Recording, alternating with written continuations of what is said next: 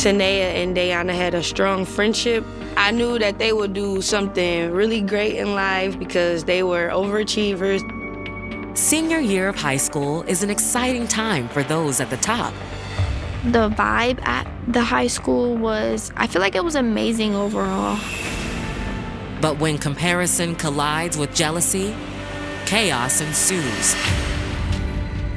She was set to be valedictorian of her class.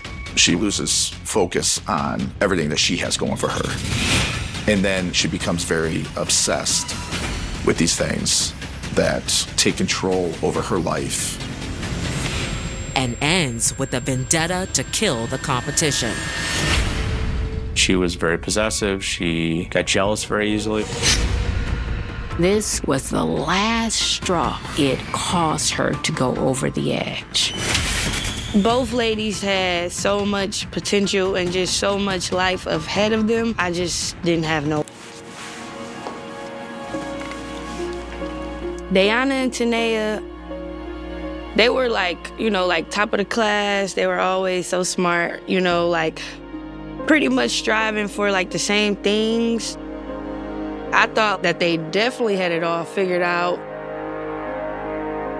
I knew that Tanea and Diana had a strong friendship leading up until our senior year. And what started to cause friction between the two? As girls, sometimes you might not think you're in competition, but it could be a little jealousy there. But I would have never thought Diana and Tanea would fight or anything.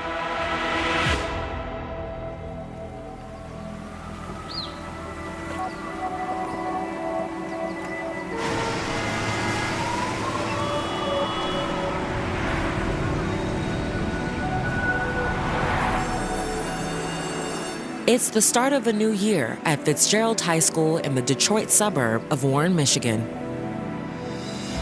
It was my 11th grade year, and I was excited.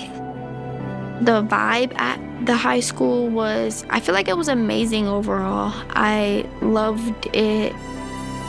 So this was the 5th day of school, and it was a beautiful sunny day.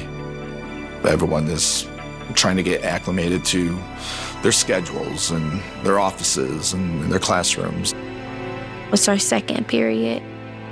After we walk in, we sit down. A normal day, our teacher does good news. Say you started a job or you have something fun going on after school, things like that. And basically you raise your hand, you say good news. After we have our good news, our teacher tells us to get our partners and start doing our group project because it's a new school year. Some people don't know some people. We're all getting to know each other at this point. And so everybody gets up, the whole class is scattered. I know this is an experience that was traumatic to you and all of the people in class. And I appreciate you telling us. What's the next thing that you remember? The next thing that I remember is screaming started happening. My first thought was it's a rat or a bug. So everyone's hopping over the desk. And then shortly after, here comes Diana and Tanea running to the front of the class. And I noticed there was blood on the floor. And I see a knife. I saw the knife come out with blood on it. I never experienced something like this before, so I was just in shock.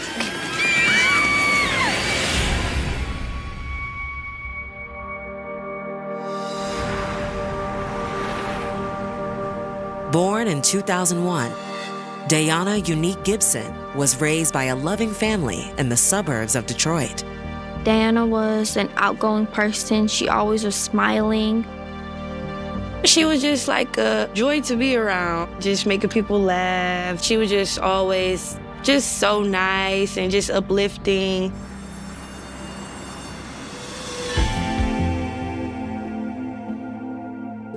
Diana was a straight A student. She played sports. She was like on the National Honor Society, all of that. She always strived for greatness. I would describe her definitely as very smart, overachiever, beautiful girl, beautiful smile, athletic. She was on track team.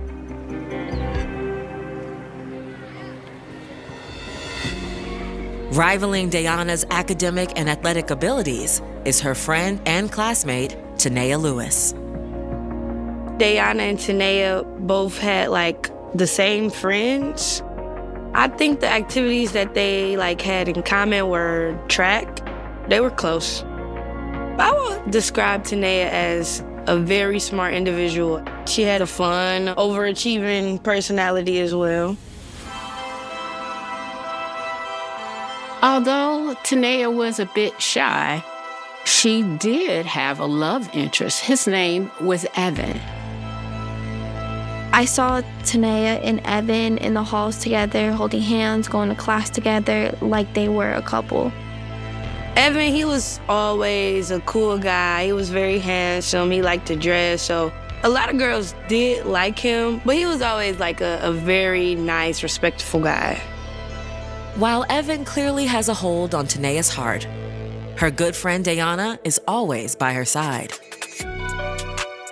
I would describe their group as like very smart girls, but still very cool. You know, they wasn't like just what people would say squares. Diana and Tanea was both straight A students. They both played sports. They both were in class activities, all of that. So I feel like they're very much alike, as in striving for like greatness in a way. As their senior year begins, Diana is on her way to being named valedictorian, and both young women are expected to receive full ride scholarships to college. Looking at both Diana and Tanea, I knew that they would do something really great in life because they were overachievers. I thought like that they definitely had it all figured out. But just 5 days into the new school year, chaos erupts in the teens' second period classroom when a shocking confrontation unfolds between Diana and Tanea. Diana was trying to get away from her. Tanea had the knife in her like sleeve. But right when she got like in front of me, like in the teacher, Tanea pulls it and it goes in her back. And Diana is now falling and she hits the podium. And the podium goes down with her. There was screaming, like everybody was running. I running to the window, but we're 2 stories up and the window is blocked. It's locked.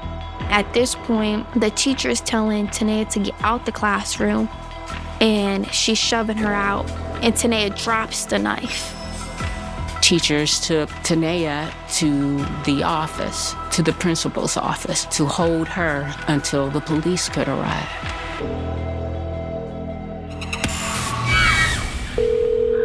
911. Hello, hi. We need an ambulance to Fitzgerald High School. What's going on there? We have somebody leaving. There was a sudden call on the security radios. It wasn't the typical, hey, Officer Williams, we need you here. It was, Officer Williams, we need you here immediately.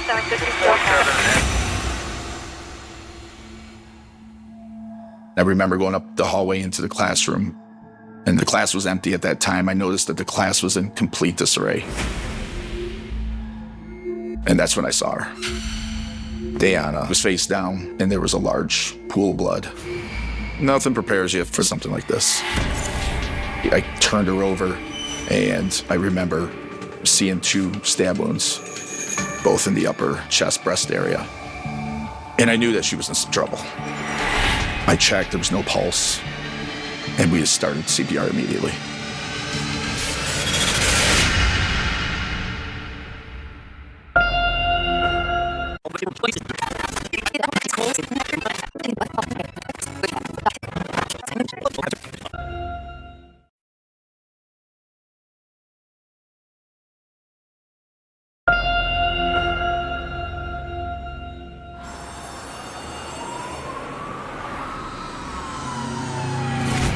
A life or death emergency has erupted at Fitzgerald High School when 17-year-old Tanea Lewis stabs her friend, 16-year-old Dayana Gibson. I used a shirt to kind of put pressure on the stab wounds and started chest compressions. She was unresponsive, and I knew at that point that we didn't have much time. Paramedics quickly arrive and rush Dayana to the hospital. So I just remember us going on like lockdown, and we just all like, so what's going on?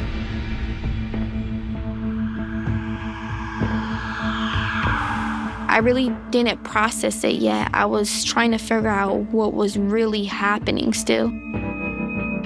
And the people around me is kind of, some were crying, emotional, of course. I was kind of told that the suspect was in custody. And at that point, the scene's kind of turned over to the supervisors who and the detectives as they arrive on scene. In this particular crime scene, there was a significant amount of blood, and the blood kind of could tell you what was happening because you could follow the blood around, showing the path of travel as Dayana was running for her life and Tanea was chasing her down. And also, a knife had been recovered that had blood on it. It was a reasonable size kitchen knife.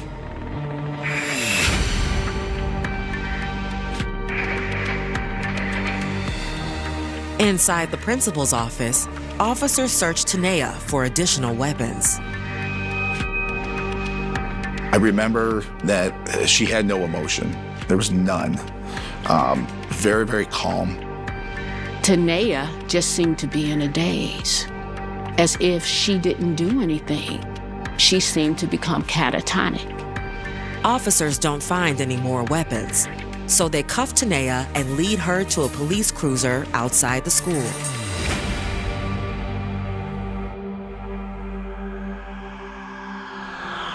Just 6 miles away, Dayana is in surgery at St. John Macomb Oakland Hospital. Dayana's parents, friends, and family all rushed to the hospital. Unfortunately, once they got there, they were given the terrible news that their beautiful daughter, Dayana Unique Gibson, had passed away in surgery. Her family was so devastated. She was a bright light in their family, a bright light at school. She just had an incredible future ahead of her.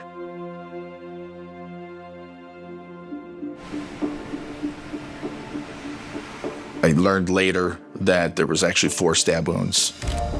One that cut through the aorta. There was 2 other superficial, and then another one that was the final blow that punctured a lung.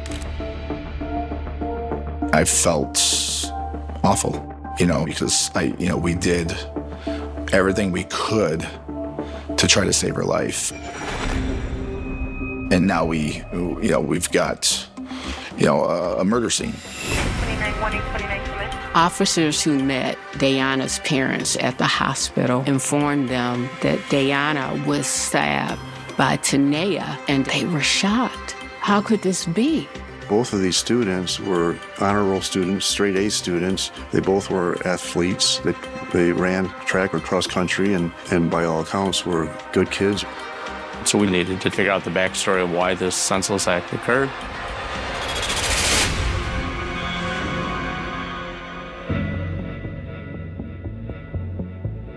The next thing that I remember is we all go into the cafeteria and everybody gives their statement. This is a very chaotic scene that we're handling at the school. We had approximately 20-some eyewitnesses. So just separating them and trying to figure out what everybody saw and matching it up to the crime scene was important. One detail about Tanea's behavior, repeated by several students, stops detectives cold. Yeah, she was just like, she was making like this weird grin, like she was just looking like with her eyes open real wide like this. I thought she was playing. If it's a crime of passion, somebody's in a fit of rage while they're stabbing someone, but this was the complete opposite. She was laughing and smiling. It's almost psychotic.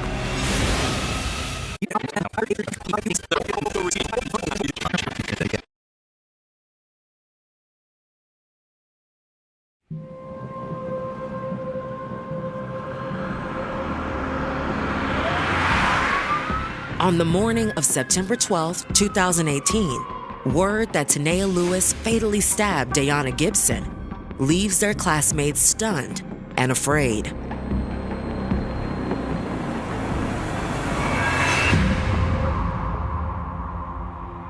Both ladies just had so much potential and just so much life ahead of them.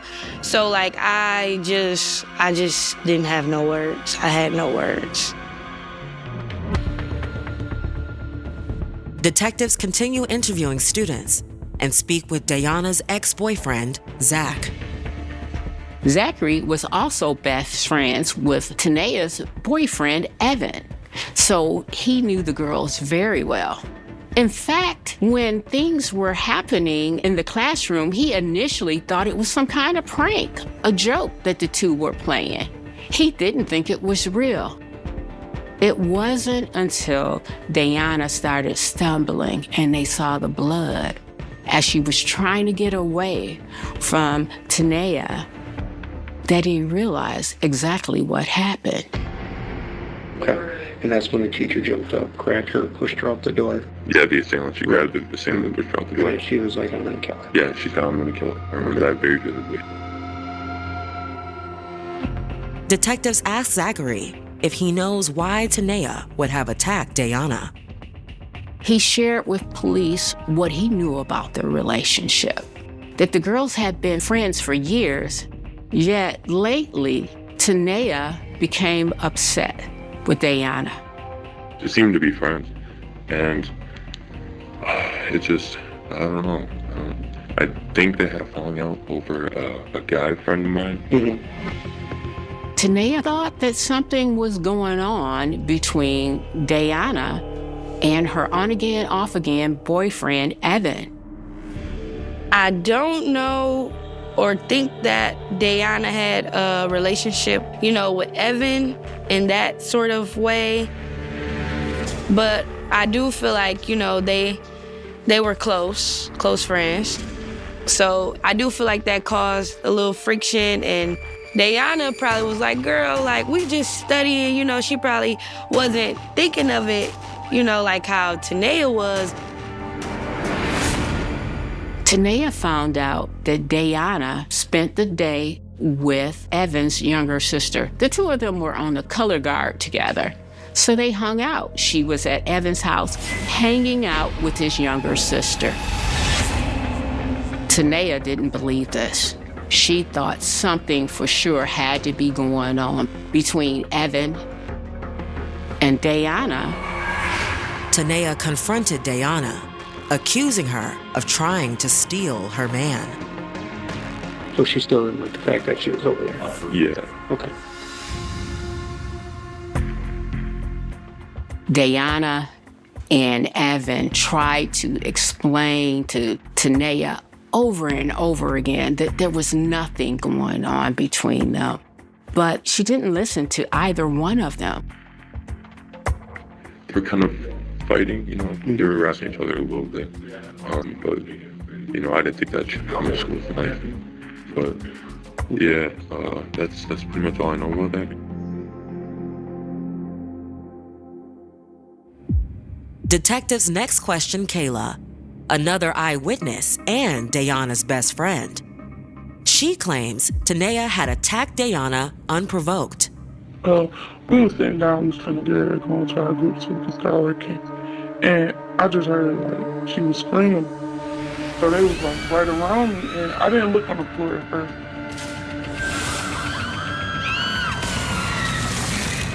So, take your time. There's no rush here. Take your time. Take as much time as you need. Was there anything being said? Did they say anything? No, I never heard arguing Okay. But Kayla reveals that Dayana had expected Tanea to confront her. I heard that they were supposed to fight or whatever. You heard they were supposed to fight? Yeah. That was the rumor going around? Yeah. Okay. Some of the friends in their little friend circle were aware that Tanea was pretty upset with Dayana. I think that they were kind of anticipating a fist fight.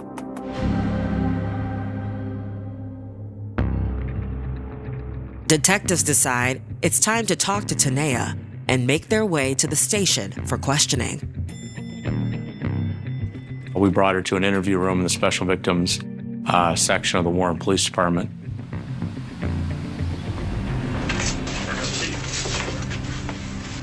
I just remember notably that she just was very flat, wasn't showing a lot of emotion, kind of quiet. Do you know the number I need to call? She was reluctant to speak with me. At some point, she asked to speak with Evan. I contacted the school resource officer, Officer Williams, and tried to set up a phone call between Evan and her. During that time period, while Officer Williams was trying to track down Evan, Tanea became more and more agitated.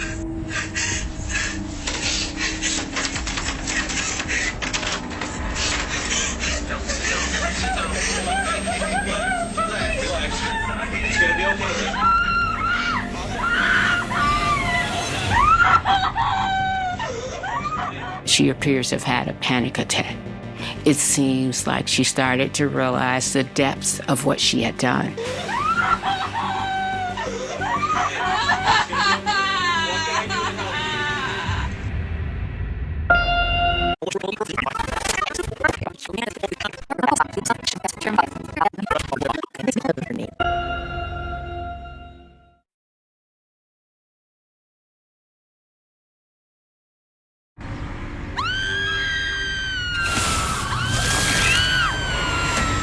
In the hours after Diana Gibson's fatal schoolroom stabbing, investigators are attempting to question her friend and alleged attacker, 17-year-old Tanea Lewis.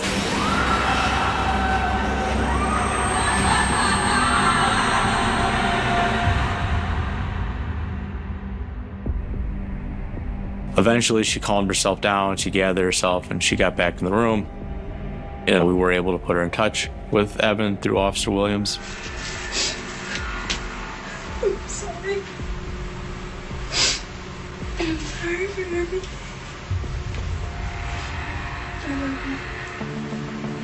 If you want some privacy, we can put you back up in the chair and you can talk to him. I'll shut the door.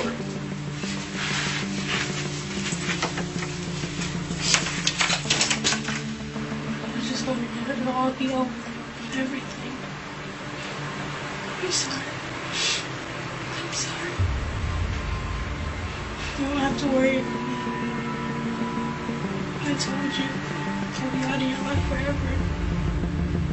Outside the room, detectives are listening as Tanea confronts Evan about his feelings for Diana. Did you love her? Did you have feelings for her?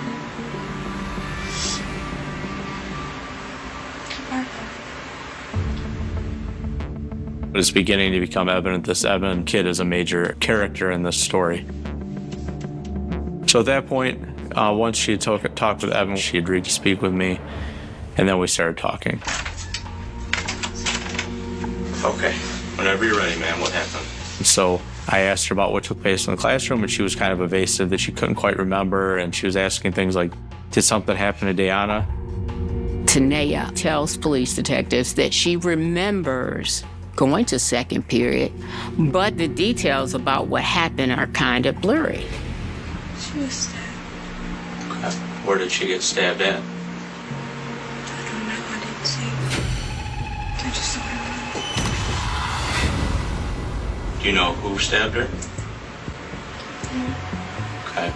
And it was hard for me to tell if she truly was having trouble remembering just because of the amount of adrenaline she probably had pumping through her system at that time, or if she was playing games with me as the interviewer, pretending not to know the full extent of what she had done. Is it possible that while you were angry, you did something you wouldn't otherwise do? I don't remember anything.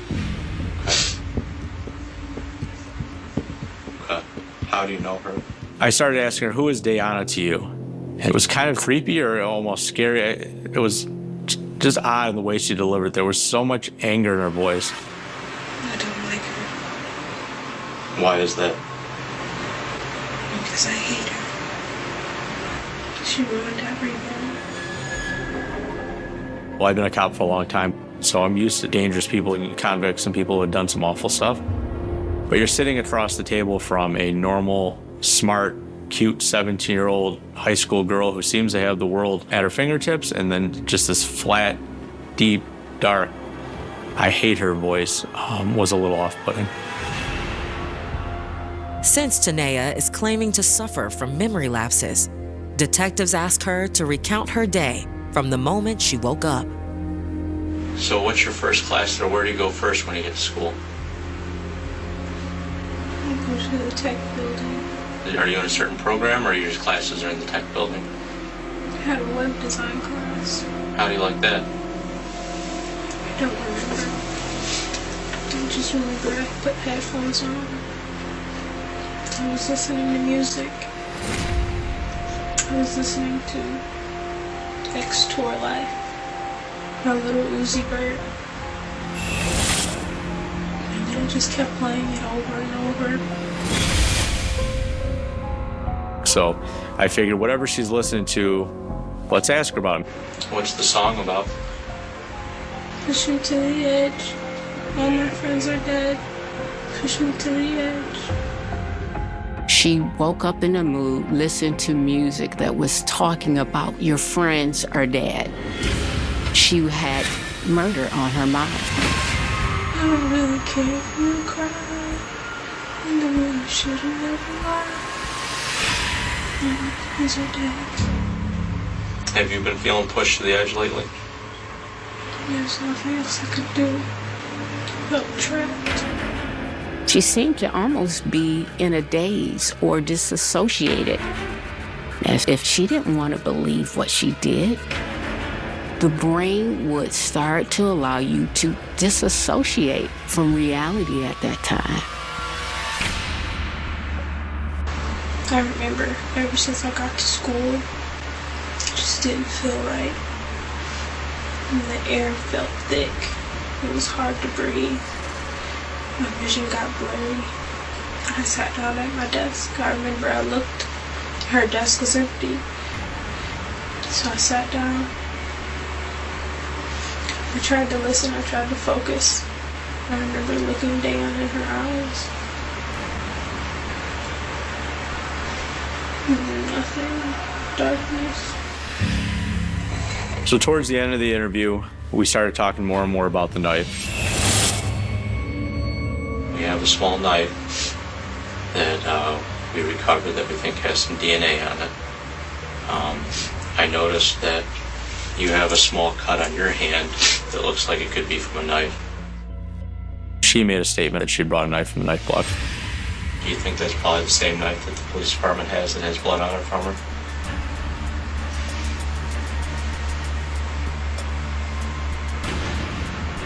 Can I get a lawyer?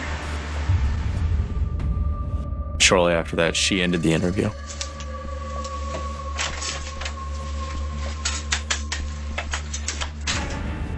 At that point, I informed her that Diana had passed away and that she was being arrested for a homicide in the first degree.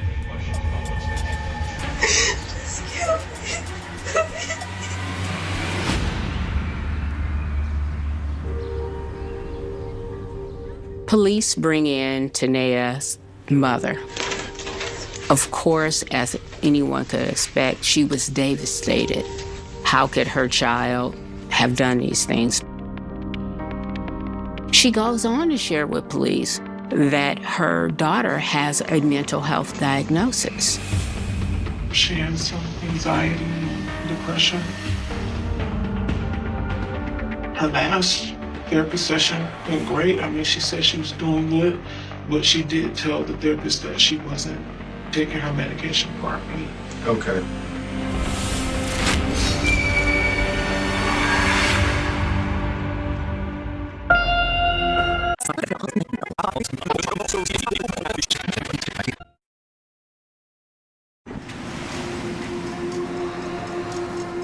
Hours after Tanea Lewis fatally stabbed her classmate and friend, Diana Gibson, detectives have discovered that Tanea has been suffering from mental health concerns. To get to the bottom of her story, detectives turn to the person at the center of the alleged feud with Diana, Tanea's boyfriend of 2 years, Evan. Evan is overcome by emotion when he's talking to police detectives. The guilt from feeling like he was the motive behind it. When asked about his relationship with Tanea, Evan indicated that she was very possessive. She got jealous very easily whenever he would be just talking to girls in general at the school. Tanea would accuse him of cheating. But told us that sometimes, the littlest thing would cause Tanea to flip out. While the couple had broken up, they had rekindled their relationship 7 months earlier. Police asked Evan what was the nature of the relationship between him and Diana.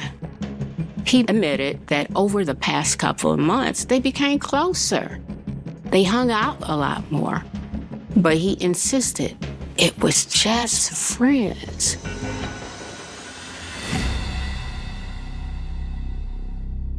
That's when detectives learned that the day before, Diana had approached Evan and told him a shocking secret. Diana told Evan that Tanea has been cheating on him. And I feel like Diana told him that because they were friends and nobody wants to get cheated on. So Evan and Tanea had an argument about their relationship.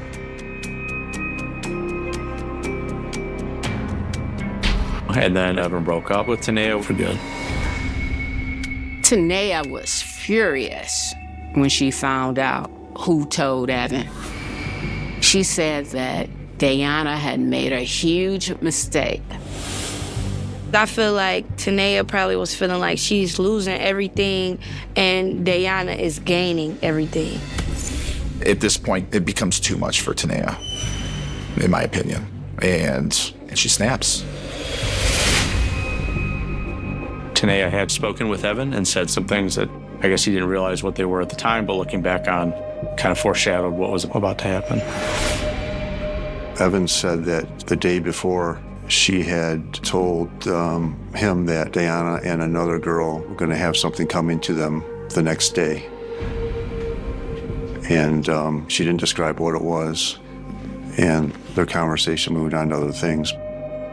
I don't think anyone anticipated escalating this level.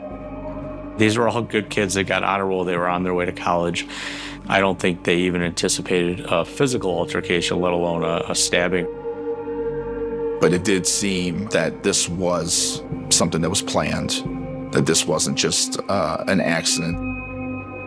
Detectives wrap up their interview with Evan. Looking for further evidence of premeditation, on September 17th, they execute search warrants on Tanea's phone. Tanea had sent a text message to Evan just shortly before the assault at its time. I don't think Evan even realized what it meant, but if you were writing a textbook on premeditated murder, I think this is a perfect example. As authorities continue building their case, they theorize that Tanea's resentment of Diana had been building for months. While on the surface, it would appear that Tanea was jealous over Evan, and that's why she committed this murder. That's probably not the whole sum of it. We have to remember who Diana was. She was well-known and well-loved by everybody. She was set to be valedictorian of her class. It stands to reason that Tanea's jealousy extended far beyond this relationship. Maybe she just couldn't stand the fact that Diana maybe had been a touch above her as far as some of the things in their lives. So between that and the friendship between Diana and Evan, and just snowballed into something that went out of control. Perhaps this was the last straw for Tanea, that it caused her to go over the edge.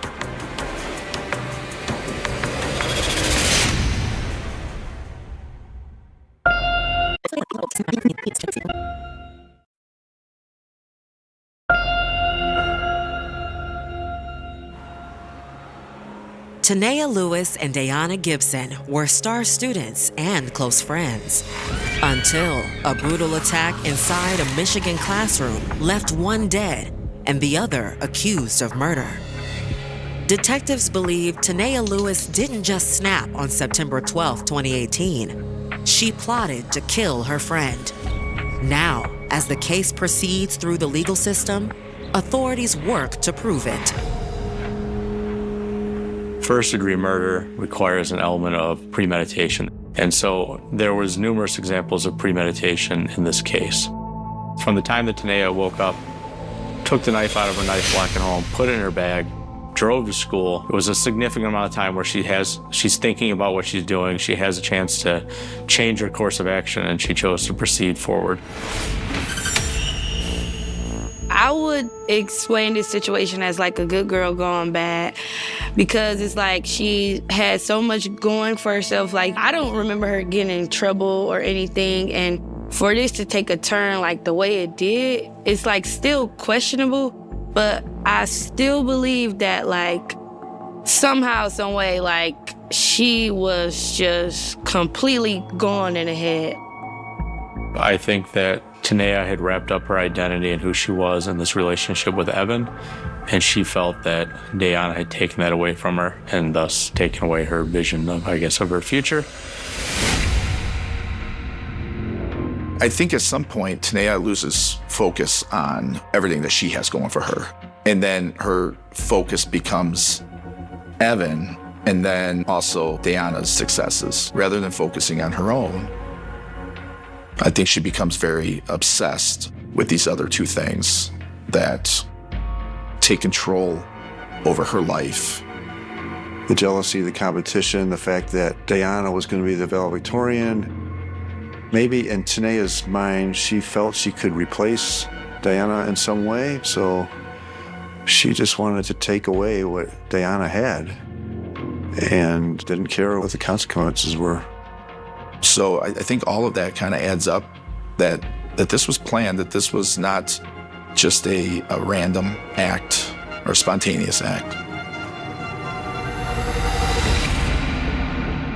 After reviewing the initial investigation, the Macomb County Prosecutor's Office made the decision to charge her as an adult with first-degree homicide.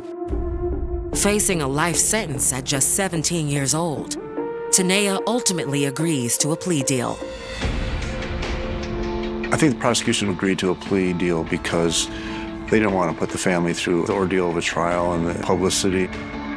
So ultimately, in September of 2020, Tanea pled no contest to first-degree homicide and was sentenced to 27 to 60 years in the Michigan Department of Corrections.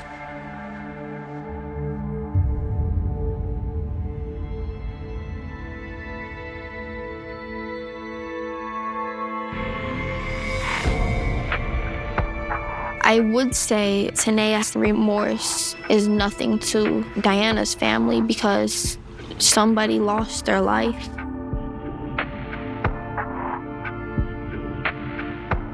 I do feel like she really was not herself. Like, I wish she would have gotten help or like really talked to someone or somebody paid closer attention to things. There's no justice for what took place. You know, Diana should have had the opportunity to go to prom, get married, have children, get a career, whatever it is she had in her mind that she wanted, and that was taken from her. From all accounts, Diana Unique Gibson was prepared to live an extraordinary life, one that we all would be proud of. She was going to make a difference in this world. Essentially, we lost two bright stars that day.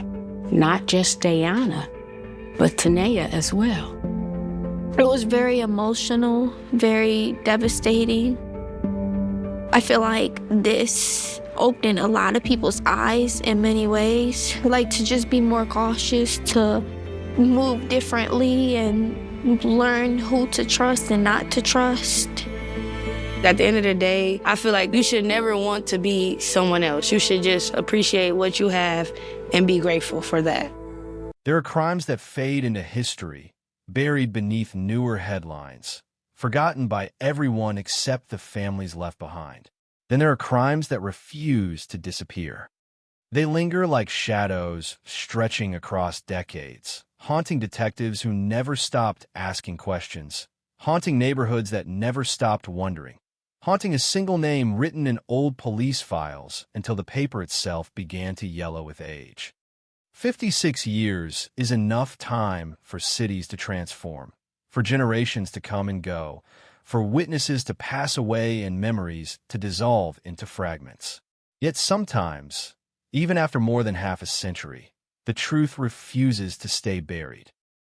On a quiet spring night in 1962, a 19-year-old girl stepped into the darkness expecting to return home. She never did. Her name was Karen Stitt. At first glance, it looked like another missing person report, one of countless disappearances that arrive at police stations every year. A young woman, a night out, no immediate signs of danger. But within hours, that ordinary report became something far more sinister. By the next morning, fear had begun spreading across the community. Parents checked their locks twice before going to bed. Young women stopped walking alone after sunset. Every unfamiliar face suddenly attracted suspicion. Somewhere nearby, people believed a predator had slipped silently through the night. Nobody imagined that the mystery would outlive nearly everyone involved. It was the evening of March 29, 1962. California was changing. Suburban neighborhoods continued expanding.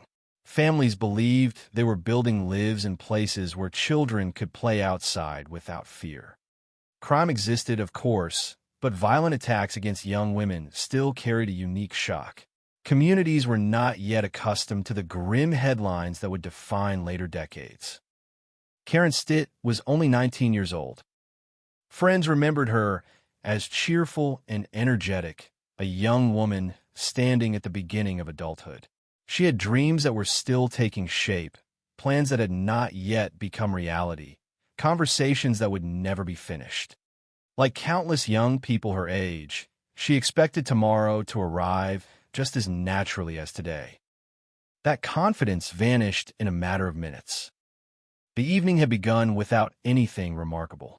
No arguments, no threats, no obvious reason to suspect danger. The ordinary nature of those final hours would become one of the investigation's greatest frustrations. Detectives would later replay every known movement, every conversation, every stop she made, hoping that somewhere inside those routine moments lay the detail capable of explaining everything. Instead, they found questions. Witnesses remembered seeing Karen during the evening. Their statements helped investigators construct an increasingly detailed timeline. Piece by piece, officers mapped her final known movements across the city, believing that somewhere between one location and the next, something had changed forever. Then the trail simply stopped. Missing time. Missing answers. Missing Karen. When someone disappears without explanation, investigators usually begin with familiar possibilities. Did she leave voluntarily? Did she run away? Did she accept a ride from someone she trusted? Did she encounter a stranger by chance?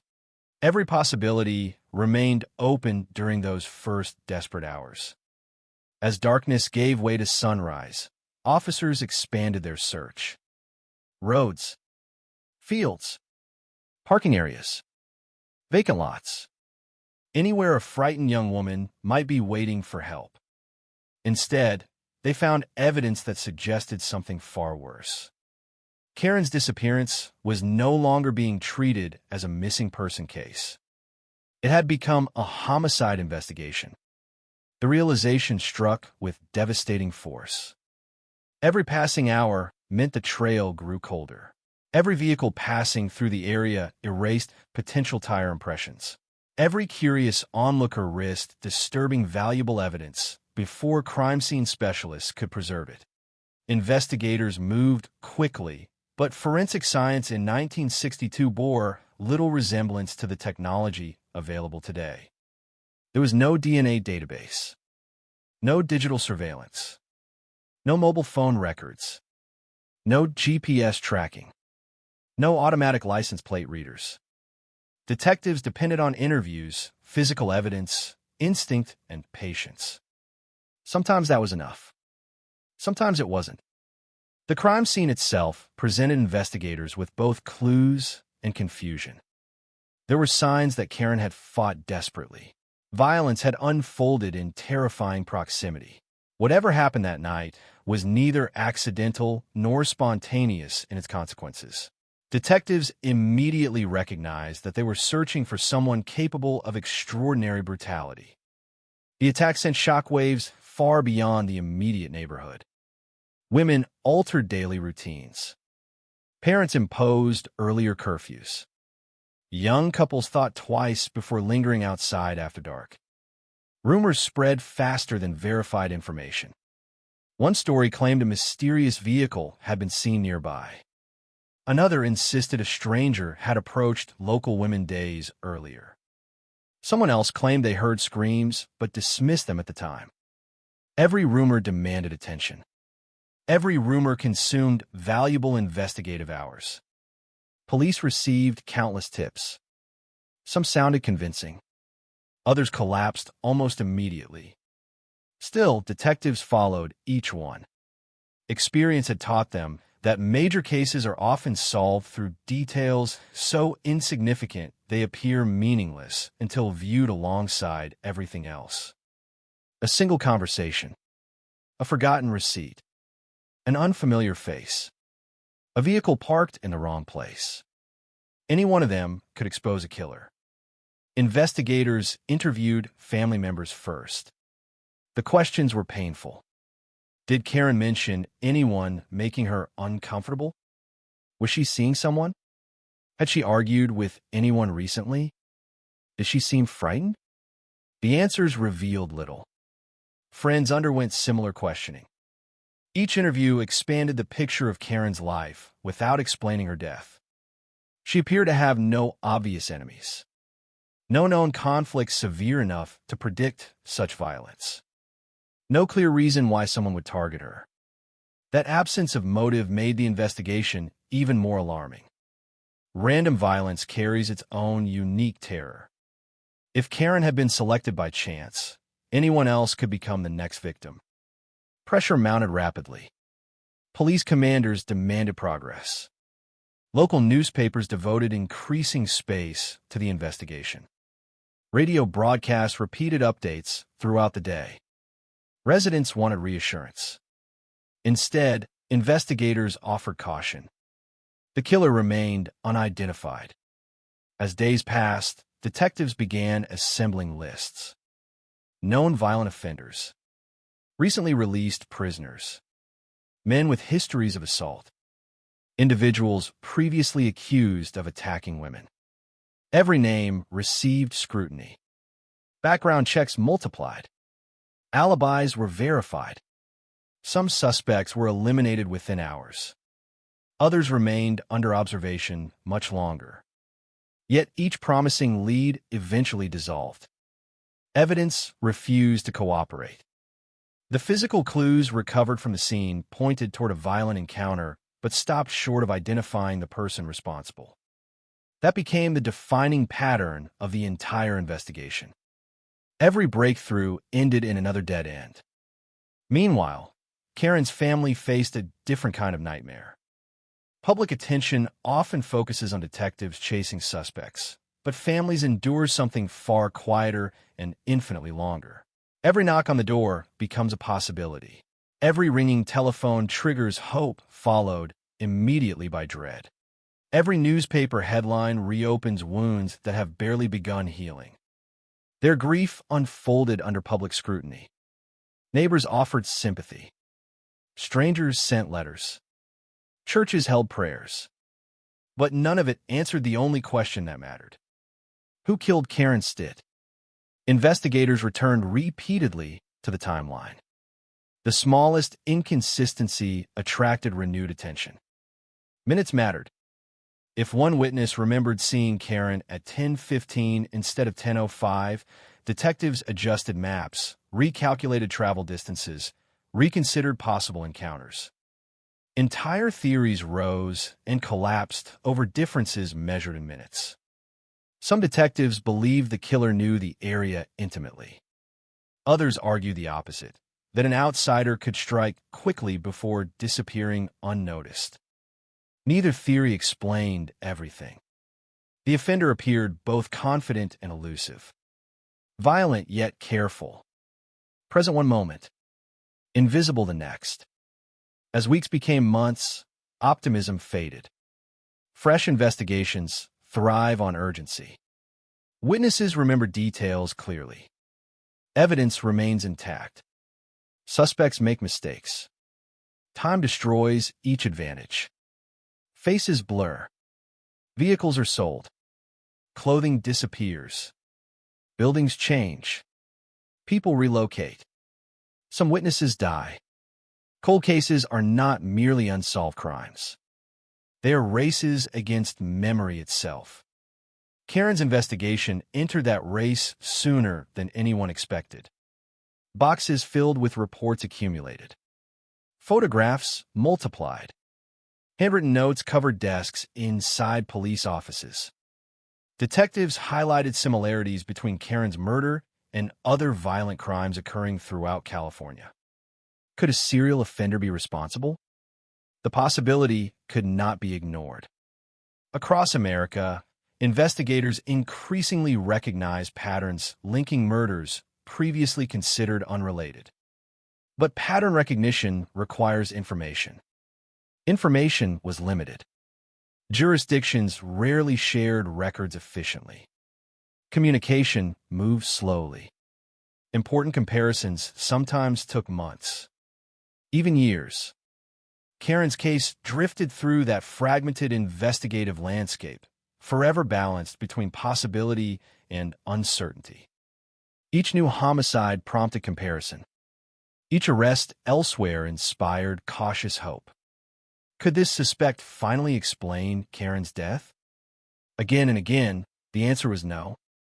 The disappointment accumulated silently. Detectives rarely displayed emotion publicly. Inside interview rooms and evidence lockers, however, frustration became impossible to ignore. Some officers retired carrying the case in their memories. Others transferred to different assignments. New investigators inherited aging files compiled by people they had never met. Every generation believed they might discover what the previous one had overlooked. Every generation encountered the same stubborn silence. The years transformed California. Neighborhoods expanded into busy suburbs. Roads widened. Businesses opened where empty lots once stood. Entire landscapes changed beyond recognition. The physical locations connected to Karen's final hours slowly disappeared beneath modernization. Yet inside evidence storage, nothing changed. Boxes remained sealed. Photographs remained frozen. Reports remained unfinished. The killer, whoever he was, continued living somewhere beyond the reach of investigators. Perhaps he watched television reports marking anniversaries of the murder. Perhaps he read newspaper articles wondering whether police were getting closer. Perhaps he convinced himself the case had been forgotten. If so, he misunderstood something fundamental about homicide investigations. A murder file never truly closes. It waits, sometimes quietly, sometimes for decades, but it waits. Every few years, renewed attention revived the investigation. Journalists revisited the story. Retired detectives gave interviews reflecting on opportunities lost and questions unanswered. Members of the public submitted fresh tips inspired by anniversary coverage. Hope briefly returned, then faded again. The investigation developed an almost mythical reputation. Young detectives entering the department learned Karen Stitt's name from older officers. Not because they expected an immediate solution, because every department carries one case that defines persistence. One file reminding investigators that justice delayed is not necessarily justice denied. Still, reality remained unforgiving. Evidence ages. Paper deteriorates. Biological material degrades. Technology evolves faster than old investigations can adapt. What appeared impossible in one decade may become routine in another, but only if evidence survives long enough. Nobody in 1962 could have imagined laboratories capable of extracting microscopic genetic information from traces invisible to the naked eye. Nobody standing at that original crime scene could foresee a future where science might answer questions detectives never could. For decades, that future remained science fiction. Karen's case sat quietly inside storage, waiting for a world that did not yet exist. Outside, life continued. Children grew into parents. Parents became grandparents. Entire generations passed without knowing the fear that once gripped the community during those first terrible weeks. But for Karen's family, time never completely healed the wound. Birthdays arrived. Holidays passed. Family photographs expanded. One face remained forever 19 years old. Frozen in youth. Frozen in possibility. Frozen in the unanswered silence left behind by a killer who had vanished as completely as if the earth itself had swallowed him. The investigation settled into a rhythm that every homicide detective learns to recognize but never accepts. Each morning began with fresh determination. Each evening ended with another unanswered question. The file on Karen Stitt grew thicker by the week, not because investigators had solved the mystery, but because every possibility had to be documented, every interview preserved, every theory tested before it could be discarded. It was a process built on patience, and patience can feel painfully slow when a family is waiting for justice. Detectives retraced Karen's final known movements again and again. They drove the same streets at different hours, studying how traffic changed after sunset, how headlights illuminated intersections, how shadows settled over vacant lots and quiet neighborhoods. They stood where witnesses claimed to have seen her, measuring distances with tape and stopwatch, asking themselves the same questions from different angles. Could she have accepted a ride willingly? Was she forced into a vehicle? Did someone watch her long before she realized she was being followed? No answer survived every test. One witness remembered an unfamiliar car. Another insisted the vehicle was a different color. Someone believed they had heard an argument. Someone else was certain the night had been unusually quiet. Memory, detectives knew, was both invaluable and unreliable. It sharpened certain moments while erasing others. It filled empty spaces with assumptions so convincing that even honest witnesses could not distinguish recollection from reconstruction. Every statement had to be weighed against physical evidence, and physical evidence was frustratingly limited. Crime scene technicians had preserved what they could, working with the standards and technology available in the early 1960s. Fingerprints, fibers, photographs, handwritten notes, clothing, soil samples. Every item was cataloged with the hope that it might one day reveal something investigators had overlooked. Yet forensic science was still decades away from the breakthroughs that modern audiences now take for granted. There was no genetic profile waiting inside a laboratory. There was no computerized database capable of comparing evidence across thousands of cases. Much depended on careful observation, disciplined reasoning, and persistence. The detectives understood something else as well. Murder investigations are rarely solved through a single dramatic discovery. More often, they are assembled piece by piece, each fragment supporting another until the entire structure finally stands on its own.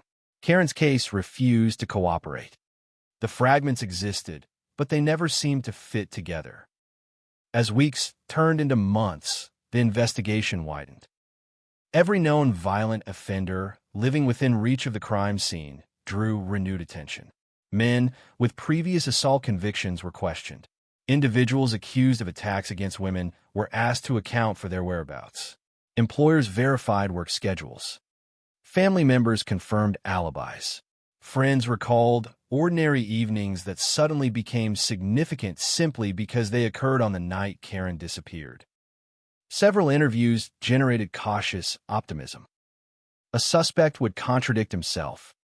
Another would become defensive. Someone would abruptly refuse further questioning. Each development briefly suggested that detectives were finally approaching the truth.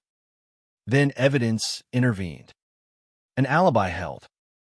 A timeline collapsed. A witness corrected an earlier statement. The investigation returned to where it had started. The emotional toll reached beyond the detectives assigned to the case. Karen's family continued living with an absence that could not be explained away. Every public anniversary reopened private grief. Newspapers occasionally revisited the murder, reminding an entire community that someone had committed an act of extraordinary violence and escaped responsibility. For neighbors, the passage of time slowly softened fear. For Karen's loved ones, it merely lengthened the wait. Years passed, and the world around the investigation changed. New highways cut through familiar landscapes. Businesses replaced empty lots. Neighborhoods expanded. Places that had once been central to the investigation gradually disappeared beneath redevelopment, making it increasingly difficult for younger detectives to visualize the environment as it existed in 1962. The case itself, however, never vanished. It occupied shelves inside police archives, carefully preserved because homicide carries no expiration date. Detectives retired, but the evidence remained. Supervisors changed. Departments modernized. Filing cabinets gave way to better storage systems. Through every administrative change, Karen Stitt's name continued appearing on inventories of unsolved murders. Cold case investigators often describe old files as conversations interrupted rather than investigations completed. Someone begins asking questions. Circumstances force those questions to stop. Years later, another detective picks up the same folder and continues the conversation exactly where it ended. That is precisely what happened here. Fresh investigators approach the evidence without the assumptions that sometimes accompany long-running cases. They respected the work completed by their predecessors, yet they also understood that distance could be an advantage. An investigator arriving decades later notices details that once seemed ordinary.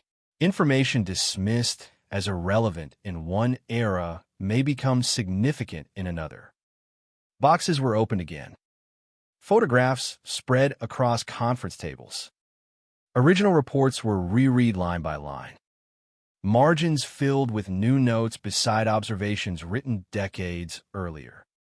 Every witness statement received renewed attention.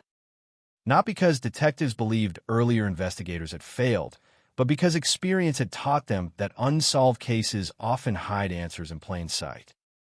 The challenge was separating meaningful details from background noise. One recurring question refused to disappear. Was Karen specifically targeted, or was she the victim of opportunity? If the attack had been planned, investigators needed to identify someone connected to her life. If it had been random, the suspect pool expanded dramatically. Both possibilities carried evidence supporting them. Neither could be proven conclusively. Meanwhile, forensic science continued advancing at a remarkable pace. Across the United States, laboratories introduced techniques unimaginable when Karen's murder first shocked the community. Fingerprint comparisons became more sophisticated. Biological evidence, once considered too limited for meaningful analysis, acquired entirely new value. Detectives nationwide watched decades-old cases reach unexpected conclusions because evidence carefully preserved years earlier suddenly yielded information no one had believed possible. The implications were profound. Every unsolved homicide became a potential candidate for re-examination. Evidence stored for decades was no longer simply historical material. It was a future opportunity. Karen Stitt's case naturally joined that growing movement. Investigators reviewed every item retained from the original inquiry, asking a simple but transformative question. Had anything survived well enough to benefit from modern testing? That process demanded extraordinary care. Evidence handled repeatedly over many years carries risks. Preservation methods acceptable in one decade may introduce complications in another. Chain of custody records required meticulous review. Laboratories evaluated what could be tested without compromising the integrity of the remaining material. Nothing happened overnight. Scientific progress often appears dramatic in hindsight, but real investigations advance through months of paperwork, laboratory scheduling, consultation with specialists, and repeated verification. Detectives resisted the temptation to expect miracles. They had experienced too many disappointments to mistake possibility for certainty. Still, optimism slowly returned. Not because anyone claimed to know the killer's identity. Because, for the first time in many years, the investigation possessed something it had long lacked: a realistic path forward. Families of homicide victims often describe hope as dangerous. Too much of it invites heartbreak. Too little of it guarantees despair. Karen's relatives had lived through both emotions countless times. They had seen promising leads dissolve. They had heard confident predictions end in silence. They had watched anniversaries come and go with no meaningful change. Yet the simple fact that detectives were looking again carried significance. The case had not been forgotten. Neither had Karen. Across the country, other cold cases demonstrated that persistence could succeed where urgency had failed. Murders once considered impossible to solve suddenly produced arrests after 30, 40, even 50 years. Investigators compared methods, shared experiences, and recognized that technology was reshaping the very definition of an unsolved crime. A file placed into storage was no longer necessarily a file abandoned. It was evidence waiting for the right moment. That realization altered investigative strategy everywhere. Instead of asking whether a case was too old, detectives increasingly asked whether science had finally become new enough. Karen Stitt's murder stood at that intersection between history and innovation. The original detectives had relied on interviews, observation, and determination. The new generation possessed those same qualities, reinforced by scientific tools their predecessors could scarcely have imagined. Yet technology alone could not solve the mystery. Every laboratory result required interpretation. Every finding demanded context. Evidence identifies possibilities. Investigators build cases. The distinction remained critical. As renewed examination continued, detectives revisited names that had appeared throughout the original investigation. Some individuals had long since died. Others had moved away, built families, or reached old age, carrying lives that unfolded far from the events in 1962. Re-examining those names did not imply guilt. It reflected a simple investigative principle. Every unresolved question deserves another look when better methods become available. The community, meanwhile, had changed almost beyond recognition. Many younger residents knew nothing about Karen Stitt until local news organizations began reporting renewed activity surrounding the case. They discovered that beneath familiar streets rested a story stretching back more than half a century. A story of a young woman whose future had ended in a single night and whose name had quietly endured inside police archives ever since. Interest returned. Former residents contacted investigators with memories they had never considered important. Families searched attics for photographs. Old address books resurfaced. Forgotten documents emerged from boxes untouched for decades. Most contributed little. A few added context. Every piece mattered because cold cases are often solved through accumulation rather than revelation. Slowly, almost imperceptibly, the investigation began moving again. Not with dramatic breakthroughs or headline-grabbing announcements, but with careful, disciplined progress. Detectives understood they were no longer racing against a fleeing suspect. They were racing against history itself. History erases. History distorts. History forgets. Their responsibility was to ensure that the truth, if it still existed within the surviving evidence, was found before time claimed that as well. Somewhere inside thousands of pages of reports, preserved exhibits, fading photographs, and decades of unanswered questions, investigators believed the story remained incomplete. Not because the facts had disappeared, but because the final connection had yet to be made. And for the first time in generations, that connection no longer seemed beyond reach. The passage of time changes almost everything. Streets are widened. Buildings disappear. Witnesses relocate, retire, or pass away. Memories soften around the edges until certainty becomes difficult to separate from assumption. Yet inside an evidence room, time behaves differently. A sealed envelope remains sealed. A photograph captures the same frozen moment year after year. A carefully labeled exhibit waits with remarkable patience, holding information that may not become meaningful until science finally catches up. That possibility began reshaping homicide investigations across the United States during the final decades of the 20th century. Cases once considered permanently unsolved started returning to active investigation.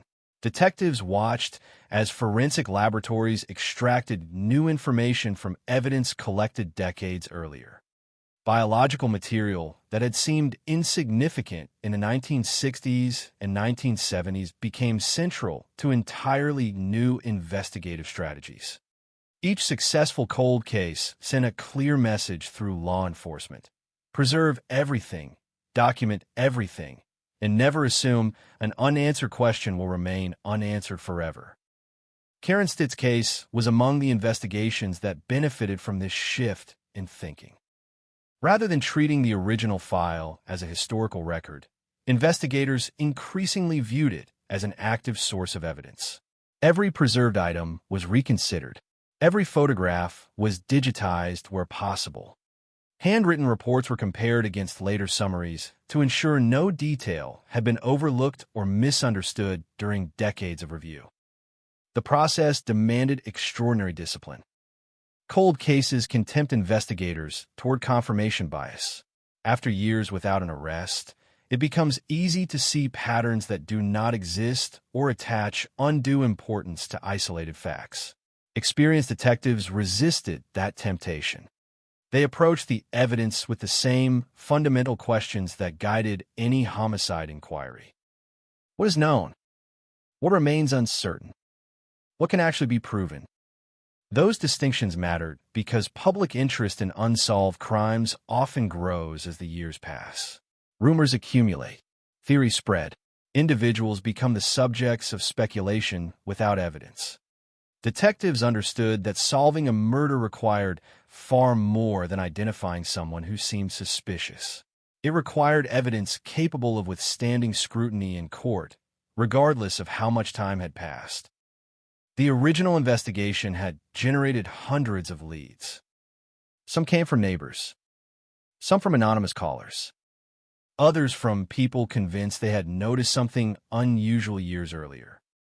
Each lead represented someone's attempt to help, but not every lead moved the investigation forward. Many reflected the natural uncertainty that follows a widely publicized crime. As memories fade, people unintentionally fill gaps with assumptions. Investigators therefore returned repeatedly to contemporaneous records, placing greater weight on statements documented close to the time of the murder than on recollections offered decades later. This careful approach gradually narrowed attention toward evidence that had remained consistent from the beginning. Physical evidence, documented timelines, verified observations. Unlike memory, those elements did not change. Meanwhile, forensic science entered another period of rapid development. DNA profiling had already transformed criminal investigations, identifying suspects, excluding innocent individuals, and connecting crimes committed years apart. But another innovation began attracting attention inside specialized investigative units: forensic genetic genealogy. Unlike traditional DNA databases used by law enforcement, this approach sought biological relationships through genealogy resources made available for investigative purposes under applicable legal and privacy frameworks. Rather than searching directly for a suspect, investigators sometimes identified distant relatives, then built extensive family trees to determine who might fit the evidence. The method required patience.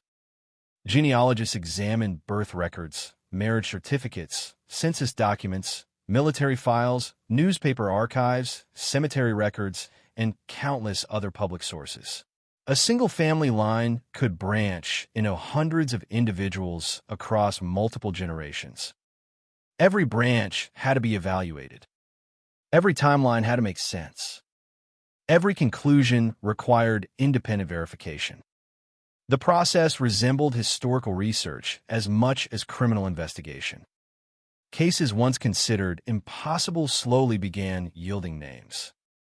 Across the country, investigators reopened homicide files that had occupied storage shelves for decades. Some ended with arrests. Others identified suspects who had already died. In every instance, families received something they had often believed impossible: answers. Those successes encouraged agencies responsible for older unsolved murders. Karen Stitt's case drew renewed attention because it contained one essential ingredient many cold cases lacked. Evidence had been preserved. Preservation alone guarantees nothing, but without preserved evidence, scientific progress cannot help. Detectives therefore worked closely with forensic specialists to determine whether modern analytical methods could recover information unavailable to previous generations. Laboratory work proceeded cautiously. Every examination followed strict procedures. Controls were repeated. Results were reviewed independently. Science advances through verification rather than assumption. Investigators understood that even the most promising finding meant little unless it could be confirmed repeatedly. While specialists concentrated on evidence, detectives expanded historical research surrounding the case. Old city directories identified former residents. Archived newspapers revealed details omitted from official reports. Employment records, property documents, and public archives helped reconstruct the social landscape of Southern California in the early 1960s. The goal was not simply to understand Karen's final hours. It was to understand the world in which they occurred. Communities evolve. Transportation patterns change. Businesses open and close. Locations that appear isolated today may once have been heavily traveled, while busy commercial districts may have been nearly deserted decades earlier. Context influences opportunity. Opportunity influences investigation. One by one, investigators revisited locations associated with the original inquiry. Some had disappeared entirely. Others remained recognizable despite decades of development. Standing at those sites offered no dramatic revelation, but it reminded detectives that every homicide occurs within a physical environment shaped by ordinary routines. Someone traveled those roads every day. Someone worked nearby.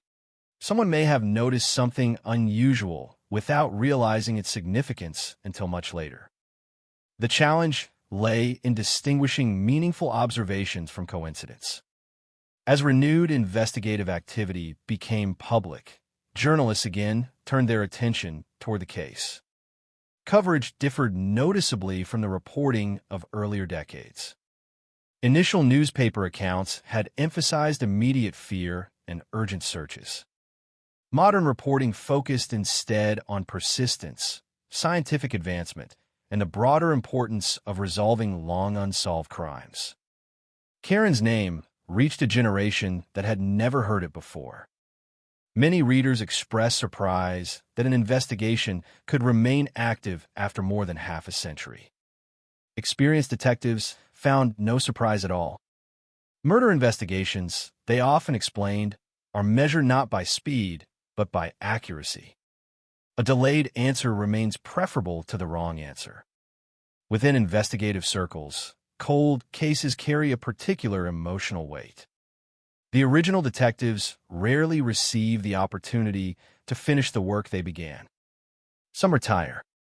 Some pass away. Their notes, however, continue speaking long after they are gone. Margin comments, underlined witness statements, questions written beside photographs. Those quiet observations become conversations across generations of investigators. The detective who first opened Karen Stitt's file could never have anticipated the scientific tools available decades later.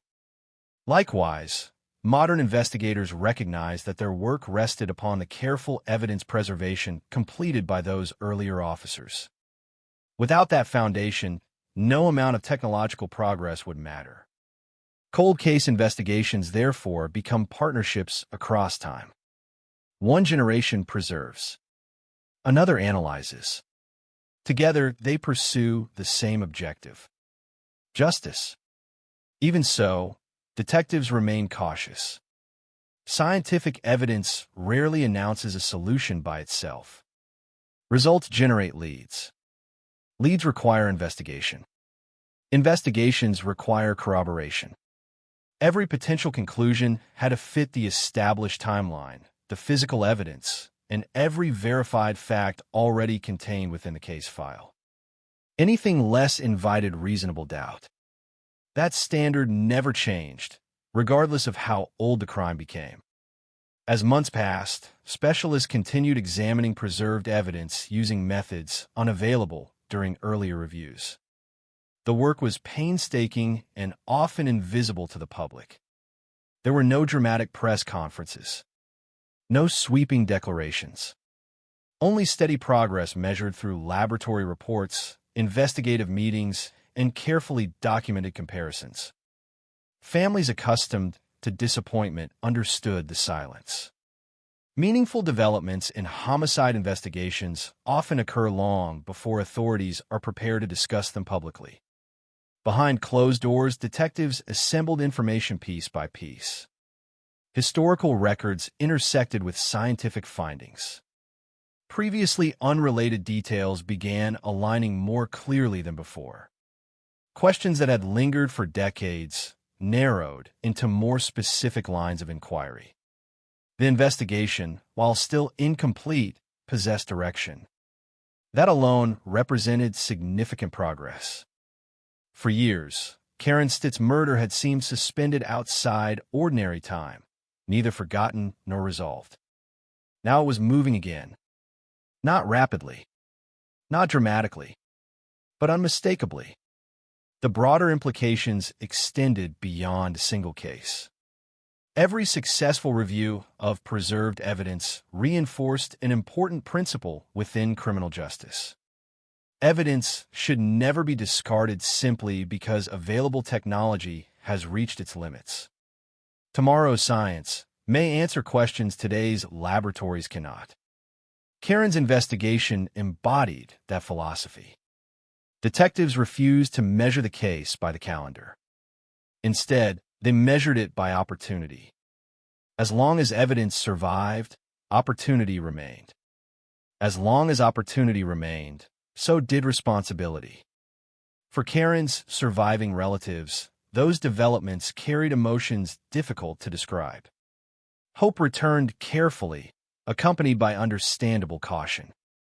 They had lived through decades of unanswered questions. Promises meant little. Facts mattered. Investigators respected that perspective. Rather than predicting outcomes, they focused on methodical work. Each verified result strengthened the investigation. Each unsupported assumption was discarded. Slowly, the distance between 1962 and the present no longer felt quite so overwhelming. 56 years remained an extraordinary span of time. Yet the evidence had endured. The records had endured. Most importantly, the determination to seek the truth had endured. Somewhere within those preserved fragments of history, detectives increasingly believed the final missing connection still existed. The challenge was no longer whether the investigation should continue. The challenge was finding that one remaining thread capable of connecting an act of violence committed in the spring of 1962 to a name that had remained beyond the reach of justice for more than half a century. And for the first time since Karen Stitt's murder shocked her community, investigators had reason to believe that thread might finally be within reach. By the time investigators entered the 21st century with Karen Stitt's case still unresolved, the definition of a cold case had changed. It no longer described an investigation that had reached its end. Instead, it described an investigation waiting for the right question, the right technology, or the right connection. Experience had shown that time could erase evidence, but it could also create opportunities that simply did not exist when the crime was committed. For detectives assigned to older homicide files, patience became an investigative tool. The renewed examination of Karen's case unfolded quietly. There were no dramatic announcements, no public declarations that detectives were on the verge of an arrest. Instead, the work advanced through careful coordination between investigators, forensic scientists, prosecutors, and specialists in historical records. Every step had to be deliberate because any future prosecution or even a formal identification of a suspect would depend upon the reliability of every conclusion reached along the way. The first priority remained the evidence itself. Preserved exhibits were reviewed once more to determine which items still possessed potential forensic value. Laboratory specialists examined storage conditions, documented previous testing, and evaluated whether newer analytical techniques could recover information unavailable during earlier examinations. Each item carried its own history. Some had been handled repeatedly over decades. Others had remained virtually untouched since the original investigation. Every transfer, every examination, every seal broken and replaced had been documented through chain of custody records that stretched back generations. That documentation mattered. A homicide investigation spanning more than half a century depends not only upon science, but also upon confidence that the evidence has been preserved exactly as recorded. While laboratory work progressed, investigators expanded another essential aspect of the inquiry: historical reconstruction. Understanding a crime committed decades earlier requires understanding the world surrounding it. Detectives revisited newspapers, city maps, employment records, telephone directories, property documents, and archived photographs. The objective was not nostalgia. It was context. The Southern California of 1962 differed dramatically from the modern landscape. Neighborhoods that once bordered open land had become densely developed. Roads had been widened. Businesses had disappeared. Entire blocks looked unfamiliar. Investigators therefore relied upon historical aerial photographs and planning documents to reconstruct travel routes that no longer existed exactly as they had on the night Karen disappeared. The exercise produced no immediate breakthrough. Instead, it refined assumptions. It clarified which routes would have been practical, which areas were isolated, which locations remained active after dark. Context narrowed possibilities. Possibilities guided investigation. At the same time, another process unfolded almost entirely outside public view: genealogical research. Forensic genetic genealogy had already demonstrated remarkable potential in several unrelated cold cases across the United States. Yet the technique required extraordinary patience. Even when usable DNA evidence existed, investigators rarely moved directly from laboratory results to an individual's name. The science established biological relationships. The investigation established identity. Those were separate tasks. Specialists constructed extensive family trees using publicly available historical records and other legally accessible sources. A distant biological relationship might point toward dozens or even hundreds of descendants spread across multiple states. Each family branch required careful examination. Dates had to match. Locations had to align. Opportunities had to be realistic. No conclusion could rest upon genetics alone. Traditional detective work remained indispensable. As names gradually emerged for review, investigators compared them against the original case file. Had any individual appeared during the first investigation? Did anyone possess connections to locations relevant to the case? Were previous interviews conducted?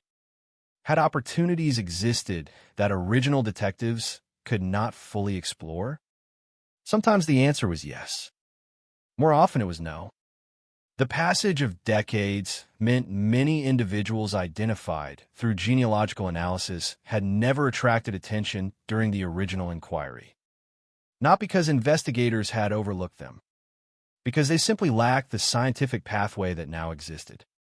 Throughout the process, detectives exercised restraint. Public speculation surrounding unsolved murders can damage innocent lives. Merely appearing within an investigative review does not imply responsibility. Evidence must always lead the investigation, not assumption, not rumor, and not coincidence. That principle became increasingly important as media interest returned. Journalists recognized that advances in forensic science had transformed cold case investigations nationwide. Stories describing renewed activity naturally attracted attention, particularly in cases that had remained unresolved for generations. Karen Stitt's name once again appeared in newspapers and television reports. For surviving relatives, every article carried mixed emotions. Renewed attention acknowledged that Karen had not been forgotten. It also reopened memories that had never completely faded. Investigators remained mindful of that burden. They understood that families often experience renewed investigations differently from law enforcement. Detectives focus upon evidence. Families relive loss. Every telephone call from investigators revives hope. Every delay revives uncertainty. Communication, therefore, required honesty. No promises. No predictions. Only careful explanations of what the evidence could and could not yet establish. Inside forensic laboratories, progress continued methodically. Advances in DNA technology had dramatically increased sensitivity compared with earlier decades. Biological material once considered too limited or too degraded sometimes yielded results under modern examination. Success, however, was never guaranteed. Age, environmental exposure, and earlier handling could all influence whether meaningful analysis remained possible. Scientists approached every sample cautiously. Repeated testing ensured reliability. Independent review guarded against error. Only findings capable of surviving rigorous scrutiny could contribute meaningfully to an active homicide investigation. Meanwhile, prosecutors participated in ongoing discussions. Long unsolved cases present legal challenges extending beyond scientific evidence. Witnesses may no longer be available. Original investigators may have retired or died. Physical locations change. Records occasionally become incomplete despite careful preservation. Building a prosecutable case, therefore, requires anticipating those difficulties long before charges are considered. Investigators and prosecutors work together, evaluating every development through both scientific and legal standards. The objective remained unchanged, not simply identifying a possible suspect. Establishing the truth with evidence capable of supporting that conclusion. As months passed, subtle patterns emerged. Historical research intersected with laboratory findings in ways that gradually reduced uncertainty. Individuals once occupying the outer edges of the investigation moved closer to its center, not because of speculation, but because independent lines of inquiry increasingly pointed in compatible directions. Even then, detectives resisted premature conclusions. Cold cases teach humility. Investigators who spend years reviewing unsolved murders learn that apparent breakthroughs sometimes dissolve under closer examination. Verification remained essential. Every conclusion required corroboration from multiple sources whenever possible. One fact alone rarely solves a homicide. Several independent facts, each supporting the others, begin forming something much stronger. Outside the investigation, the public saw little movement. Announcements remained limited.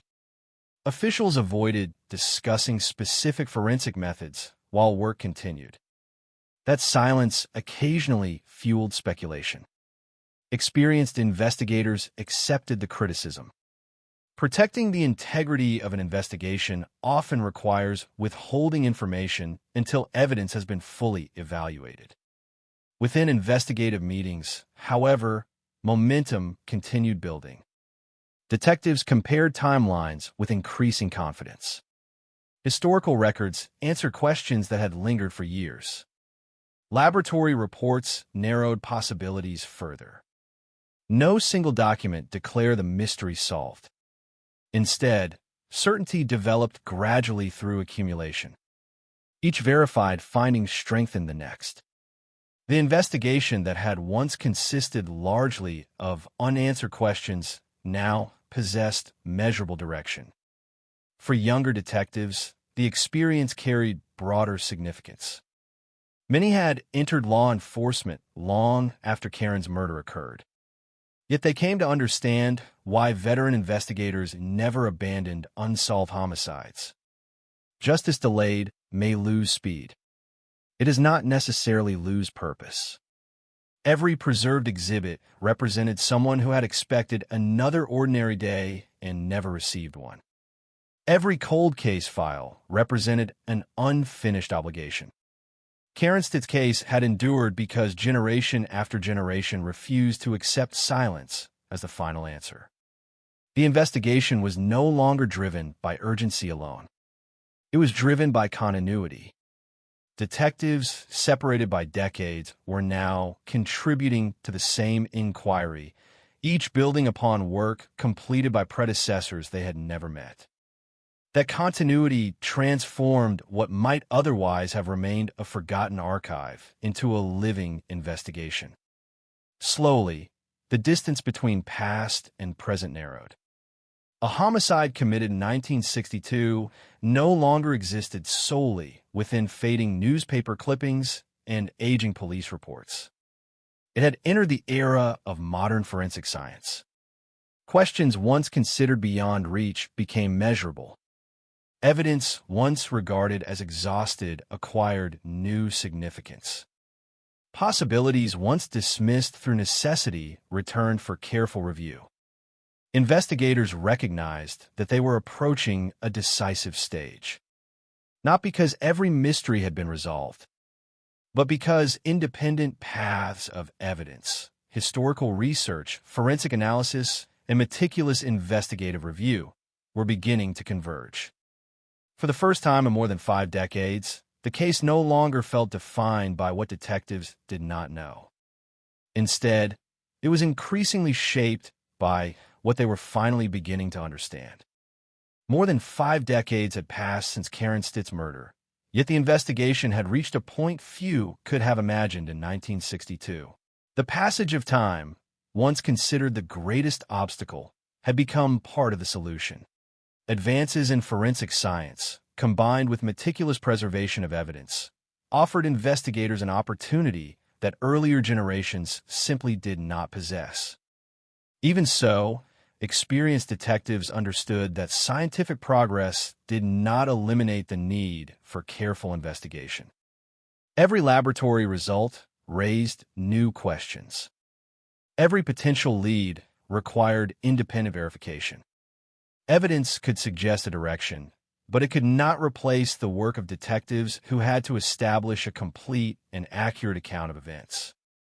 The renewed inquiry therefore unfolded with remarkable discipline. Investigators revisited records that had been assembled decades earlier. Original reports were compared with subsequent reviews to ensure consistency. Old photographs were examined alongside modern digital enhancements, not to alter the evidence, but to improve clarity and identify details that may have been difficult to appreciate with earlier technology. Nothing was assumed. Every conclusion had to be earned. As forensic specialists completed additional testing, detectives began comparing scientific findings with historical information already contained within the case file. The objective was straightforward. Did the physical evidence align with the investigative record? If the answer was yes, confidence increased. If inconsistencies appeared, investigators examined them carefully rather than forcing the evidence to fit existing theories. That approach reflected an important principle of homicide investigations. A successful investigation follows the evidence wherever it leads. It does not attempt to make the evidence support a preferred conclusion. By this stage, Karen Stitt's case had become more than a single investigation. It had become an example of how cold case work had evolved. Earlier detectives relied primarily on interviews, witness recollections, and physical observations made at the crime scene. Modern investigators retained those methods, while adding scientific capabilities that transformed the value of preserved evidence. The combination proved powerful. Historical documents explained context. Scientific analysis provided objective information. Together, they offered perspectives unavailable to investigators working in 1962. Throughout the renewed investigation, communication between detectives, forensic scientists, and prosecutors remained constant. Every significant finding underwent review. Could the evidence withstand legal scrutiny? Were alternative explanations considered? Did independent sources support the same conclusion? Those questions were essential because cold cases present unique legal challenges. The passage of decades affects every aspect of an investigation. Witnesses may no longer be available. Physical locations change dramatically. Records occasionally become incomplete despite careful preservation. Investigators, therefore, sought corroboration wherever possible. The stronger the foundation, the more reliable the conclusion. As work continued, attention increasingly focused on reconstructing circumstances surrounding the original crime. Rather than relying upon speculation, detectives used documented evidence to establish what could be stated with confidence. Karen's known movements, the approximate timeline, the location where evidence had been recovered, the observations recorded by investigators at the time. Everything else required careful qualification. This distinction mattered. Public interest in long unsolved crimes often encourages dramatic narratives, yet successful investigations depend upon precision rather than drama. Detectives remained committed to separating verified facts from reasonable possibilities. That discipline protected both the integrity of the investigation and the memory of the victim. Another important aspect of the renewed inquiry involved reviewing previous suspects and persons of interest. This process did not imply earlier mistakes. Instead, it reflected changing investigative capabilities. Individuals who could not be conclusively evaluated decades earlier might now be assessed using methods unavailable at the time. Likewise, some people previously considered significant were eliminated through modern analysis. Science served two purposes. It could identify. It could also exclude. Both outcomes strengthened the investigation. The broader law enforcement community watched developments with considerable interest. Across the country, agencies responsible for unresolved homicides faced similar questions. Could preserved evidence benefit from modern testing? Should older investigations be reviewed once again? Karen Stitt's case illustrated why the answer was often yes. Even after many decades, meaningful investigative work remained possible when evidence had been carefully preserved. The case also demonstrated another important reality. Cold case investigations require extraordinary persistence. Laboratory analysis takes time. Historical research takes time. Legal review takes time. Progress is rarely dramatic. Instead, it develops through hundreds of careful decisions, each building upon the last. Investigators accepted that pace because accuracy remained more important than speed. For Karen's surviving relatives, the renewed activity represented something profoundly significant. The investigation had endured. The commitment to seeking answers had endured. Although nothing could reverse the events of 1962, continued investigative effort affirmed an important principle. The passage of time does not diminish the value of justice. It simply changes the methods through which justice is pursued. As additional findings emerged, detectives became increasingly confident that they were narrowing the field of possibilities. This confidence did not result from a single discovery. It reflected the convergence of independent lines of evidence. Historical documentation, forensic analysis, investigative review. Each reinforced the others. The investigation, once defined by uncertainty, now possessed a degree of coherence that earlier generations had struggled to achieve. Yet experienced investigators remained cautious. They understood that confidence must never replace verification. Every important conclusion underwent repeated examination. Alternative explanations were considered. Evidence was tested against competing hypotheses. Only after surviving that process could a conclusion become part of the official investigative record. This measured approach reflected decades of accumulated experience. Cold cases teach investigators that patience often produces stronger results than urgency. Rushing toward an answer risks overlooking important details. Moving carefully increases the likelihood that the final conclusion will withstand scrutiny. Karen Stitt's investigation had already lasted more than half a century. A few additional months devoted to careful analysis represented a small investment compared with the importance of reaching the correct outcome. By this point, the investigation had entered a fundamentally different phase. Earlier efforts had focused primarily on identifying possible leads. Now the emphasis shifted toward evaluating evidence within a comprehensive framework. Did every verified fact point in the same direction? Could the available evidence support a coherent reconstruction of a crime? Were investigators prepared to explain not only what they believed, but why they believed it?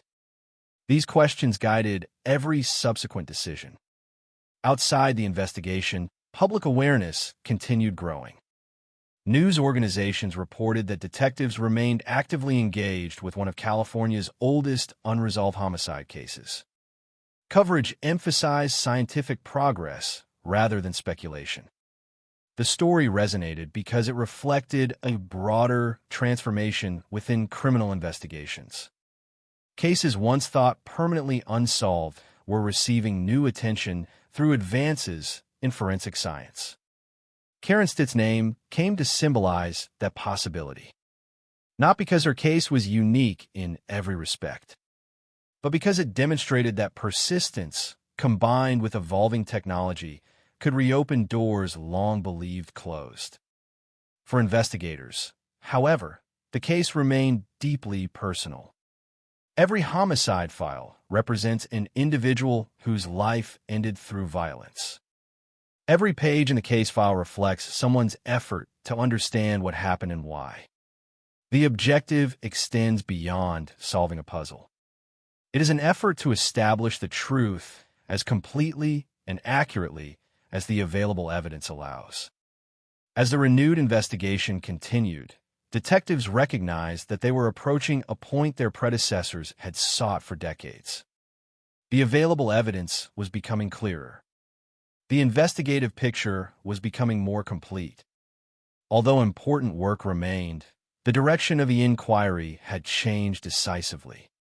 Instead of asking whether the case could still move forward after so many years, investigators were now focused on ensuring that every remaining step met the highest possible standards of scientific and legal reliability.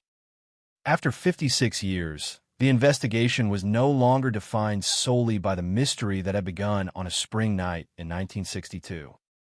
It had become a testament to the enduring value of evidence, the persistence of investigators across generations, and the principle that even the oldest unanswered questions deserve one more careful examination when new tools make that examination possible. The silence beneath Blackwater Bridge. At 9:17 p.m., the emergency dispatcher received a call that lasted exactly 14 seconds. The voice was calm. Too calm. I think you should send someone to Blackwater Bridge. A pause. She's already gone. The line went dead. No name. No number. No explanation. By the time the first patrol car reached the bridge, the rain had washed away almost everything except a single bicycle lying on its side beneath a flickering streetlight. One wheel continued to spin, clicking softly against the bent frame as if time itself had forgotten to stop. There was no blood. No straged. No sign of the rider. Only silence. The officers searched the riverbank with flashlights that carved pale tunnels through the darkness. Water rushed beneath the old concrete bridge, swollen from 2 days of relentless rain. Branches drifted downstream like broken fingers. Every shadow looked human. Every sound demanded another look. Nothing. The girl had simply disappeared. By sunrise, Blackwater had become the center of the largest search operation the county had ever seen. Helicopters circled overhead. Rescue boats combed the river. Volunteers formed search lines across muddy fields. Neighbors left their front doors unlocked in case the missing teenager somehow found her way home. Her name was Emily Carter. She was 18. She had graduated from Blackwater High less than 3 weeks earlier. According to everyone who knew her, she had no reason to vanish. She wasn't running from anyone. She wasn't involved with drugs. She had plans for college in the fall. Her bedroom remained exactly as she had left it that morning. A stack of novels on the nightstand, photographs taped to the mirror, a half-packed suitcase waiting for a summer trip with friends. Nothing suggested she intended to disappear. Yet she had. The last confirmed sighting came from a cashier at a small convenience store less than 2 miles from the bridge. Emily bought a bottle of water. A chocolate bar. A disposable camera. The receipt showed 8:41 p.m. Security footage captured her smiling politely before stepping back into the rain. She looked over her shoulder once. Not frightened. Just checking. Detectives replayed that clip hundreds of times during the months that followed. Who or what had she been looking at? No one could answer.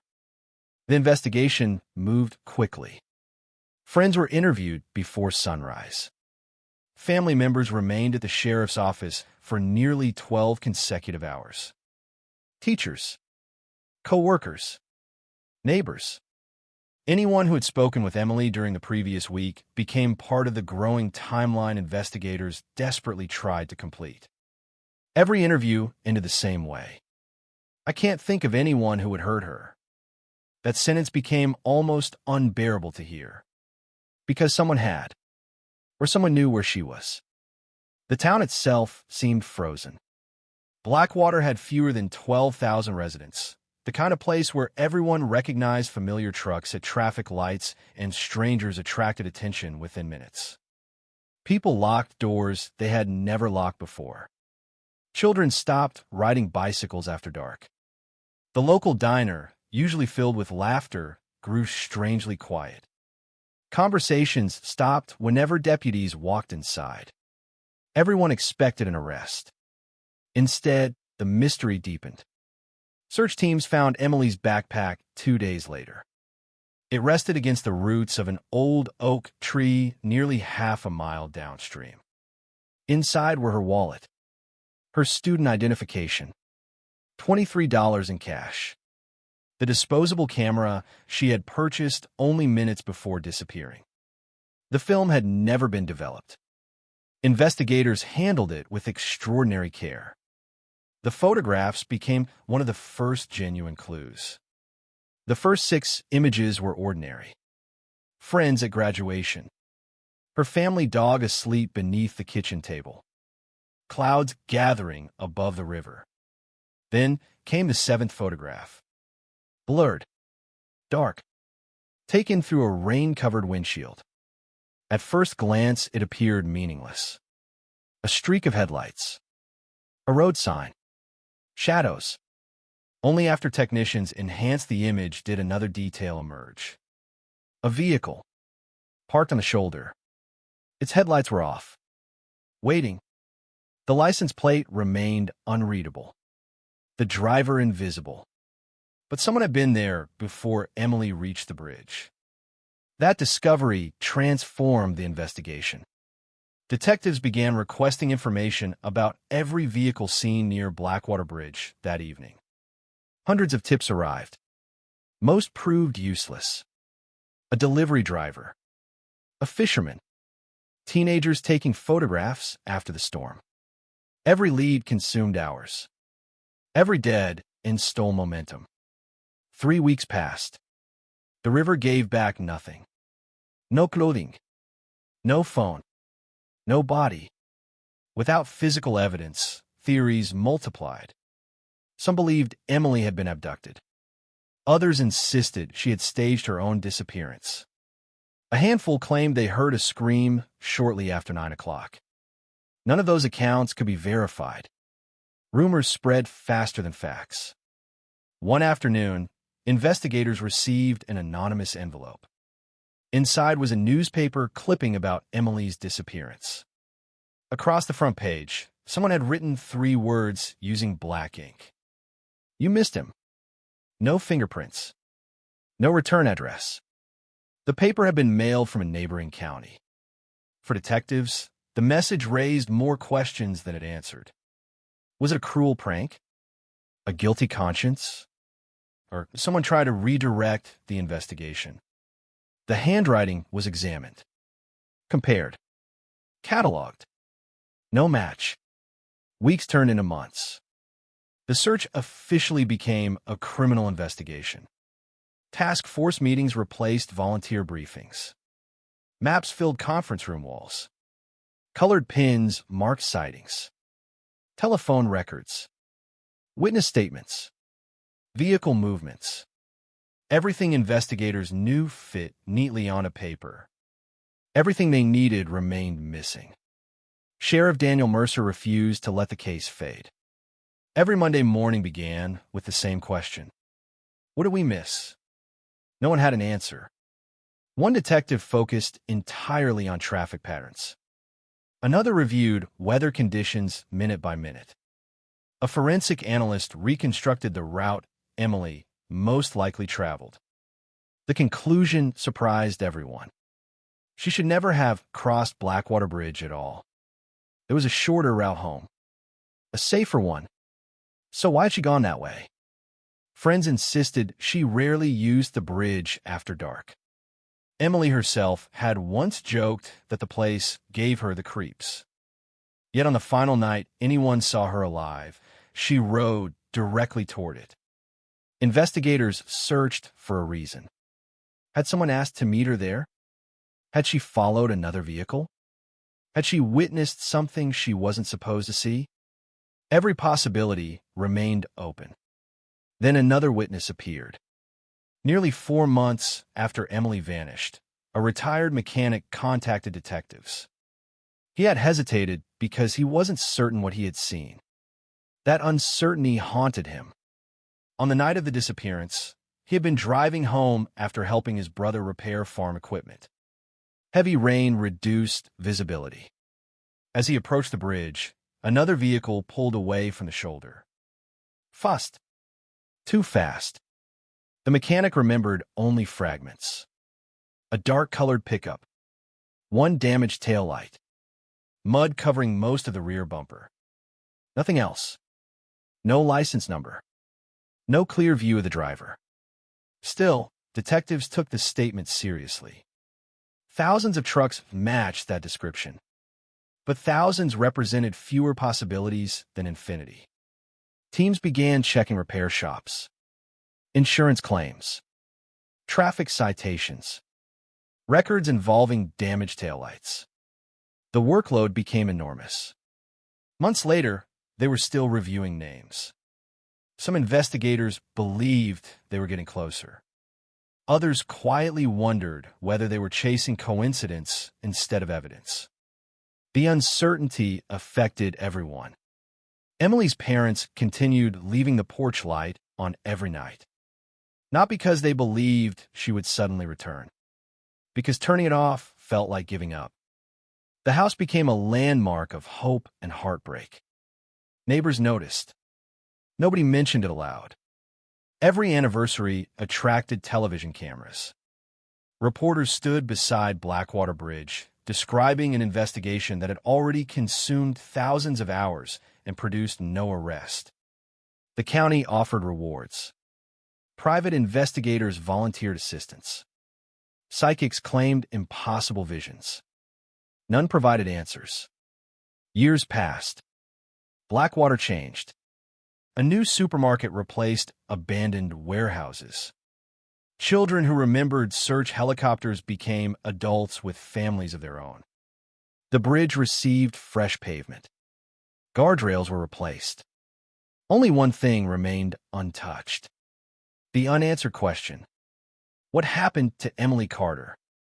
Inside the sheriff's archive, her file expanded until it occupied 3 storage boxes. Photographs, evidence logs, audio interviews, maps folded so many times the edges began to tear.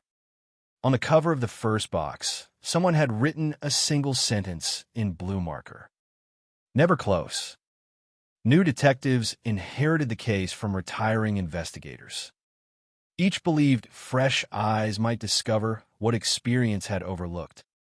They studied every interview, every receipt, every photograph, every forgotten note scribbled into the margins of reports decades earlier. One observation appeared repeatedly. It was so ordinary that earlier investigators had almost ignored it. Emily had looked over her shoulder before leaving the convenience store. Only once. Briefly. Almost instinctively. As if she had noticed someone familiar. Or someone who wanted to remain unnoticed. The security camera captured only a fraction of the parking lot. The rest disappeared into darkness beyond its narrow frame. Whatever waited there remained invisible. For years, that single glance lingered inside the minds of detectives. Not because it proved anything, because it felt unfinished. Like the opening sentence of a story whose final chapter had been torn away. And somewhere beyond the rain-soaked road leading toward Blackwater Bridge, someone knew exactly how that missing chapter ended. The case refused to grow old. It accumulated years, not answers. Inside the Blackwater County Sheriff's Office, Emily Carter's file gradually earned a reputation that every department knows too well. New detectives were introduced to it during their first weeks on the job. Veterans spoke about it in lowered voices, not because it contained horrifying photographs or sensational evidence, but because it represented something far more unsettling. An ordinary evening. An ordinary girl. An extraordinary absence. No confession.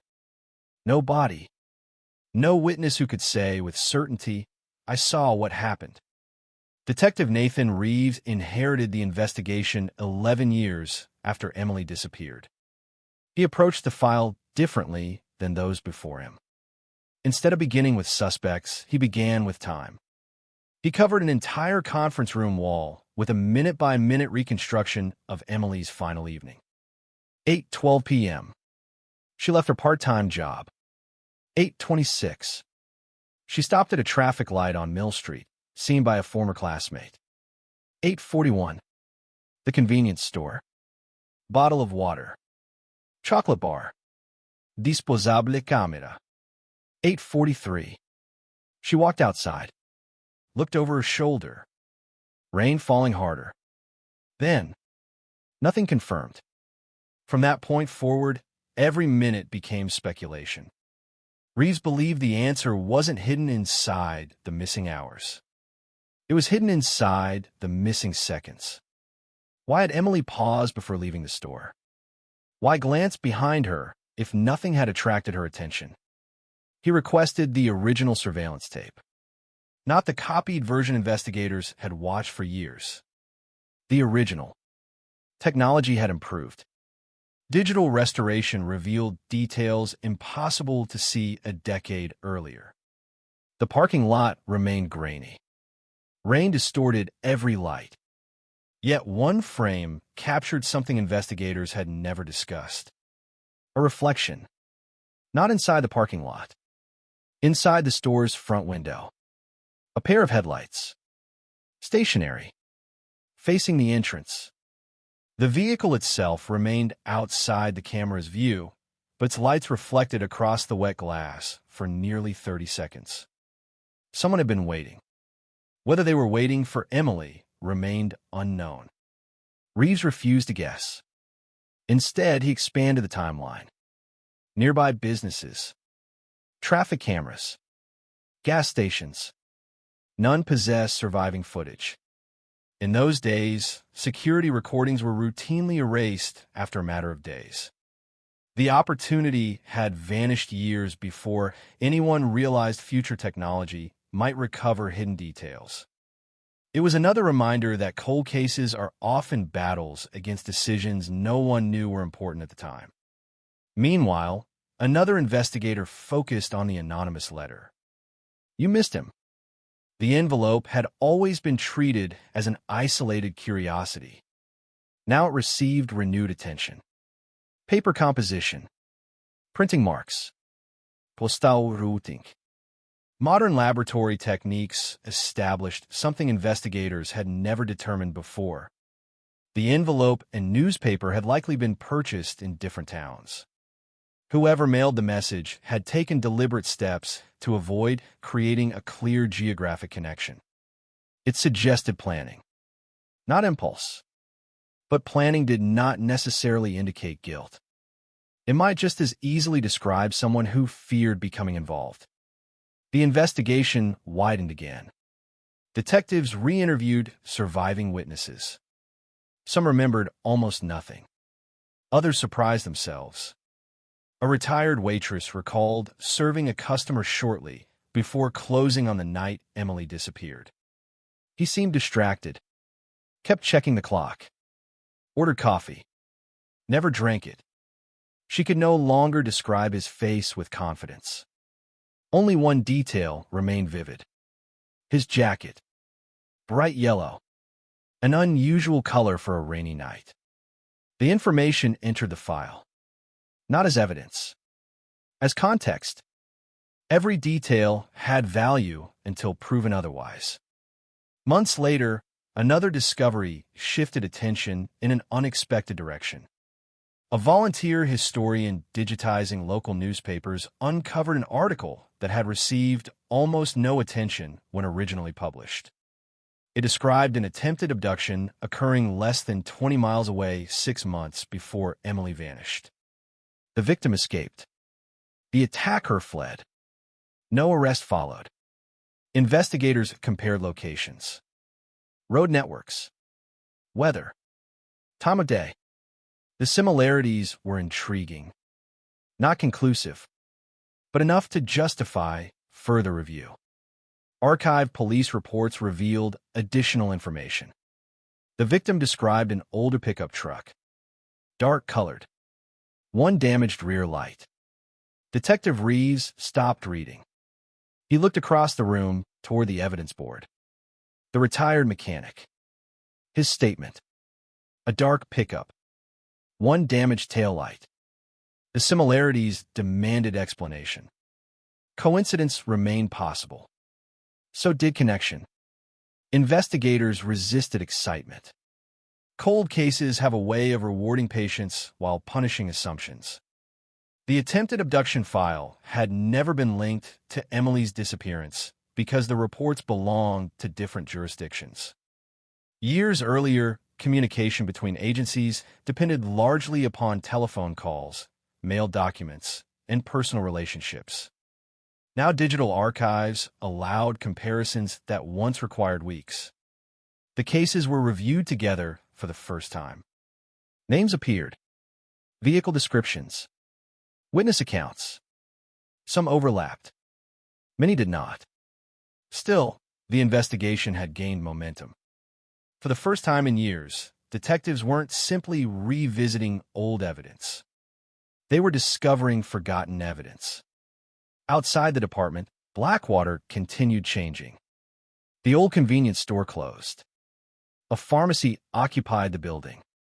The original owner had retired. Before moving away, he donated boxes of business records to the local historical society. Receipts, invoices, maintenance logs. Among them sat a repair invoice for the surveillance system, dated 3 weeks before Emily disappeared. One handwritten note caught investigators' attention. Camera 4 occasionally loses signal during heavy rain. Camera 4. The parking lot camera. Suddenly, the missing images became easier to understand. Perhaps the system hadn't failed completely. Perhaps it had simply failed at exactly the wrong moment. Reeves searched for maintenance records describing replacement equipment. An elderly technician still remembered servicing the store decades earlier. He laughed softly when detectives contacted him. "I hated that recorder," he said. "It ate tapes." He explained that damaged recordings were sometimes stored temporarily rather than discarded immediately. No one expected success. Still, investigators searched the warehouse where the repair company had once operated. Most records had long since been destroyed, but forgotten shelves remained untouched beneath layers of dust. Boxes, broken equipment, obsolete videotapes. Hundreds of them. Labels faded beyond recognition. The tapes were transported to specialists capable of recovering deteriorated magnetic recordings. Weeks became months. Many tapes proved unreadable. Others contained unrelated businesses. Birthdays, parking lots, warehouse loading docks. Then one technician paused. A date appeared on the monitor. The correct date. Rain streaked across a grainy image. Static rolled through the frame. Timecode skipped repeatedly. The footage lasted only 47 seconds. Most of it showed an empty parking lot. Then headlights appeared. Not one vehicle. 2. One belonged to Emily's bicycle as she approached from across the street. The second remained partially hidden beyond the camera's damaged field of view. Only its front corner entered the frame. Dark paint. Square body. Older model. The driver never became visible. Neither did the license plate. But something else did. The driver's door opened before Emily reached the entrance. Someone stepped out. Only a silhouette. Tall. Wearing what appeared to be a light-colored rain jacket. The tape cut to static. 47 seconds. Nothing more. It wasn't enough to identify anyone. It was enough to prove Emily had not been alone. For years, investigators debated whether someone had followed her. Now, they knew another person had been present. Who that person was remained unanswered. Yet one fact had changed forever. The mystery was no longer built entirely on absence. It finally contained movement, direction, possibility. Detectives enlarged every frame, measured heights using known objects, estimated vehicle dimensions, compared wheel spacing. Every pixel became evidence. No miracle emerged. Only careful observations. Sometimes investigations move forward through inches rather than miles. This was one of those moments. Emily's parents, now much older, received an update from investigators. They listened quietly. No celebración. No tears. Only cautious hope. They had learned over the years that hope could be fragile. Detective Reeves understood. As he left their home, Emily's mother handed him something wrapped in brown paper. I found it while cleaning the attic. Inside lay Emily's diary. Investigators already possessed photocopies. This was the original. Pressed between 2 pages was a dried wildflower. Beside it, written in hurried handwriting only days before Emily vanished, appeared a single sentence. I keep seeing the same truck. Maybe it's nothing. No name. No description. Just one sentence. For everyone else, it might have seemed insignificant. For Detective Reeves, it felt like the first whisper from a witness who had been trying to speak for 11 years. And he intended to listen.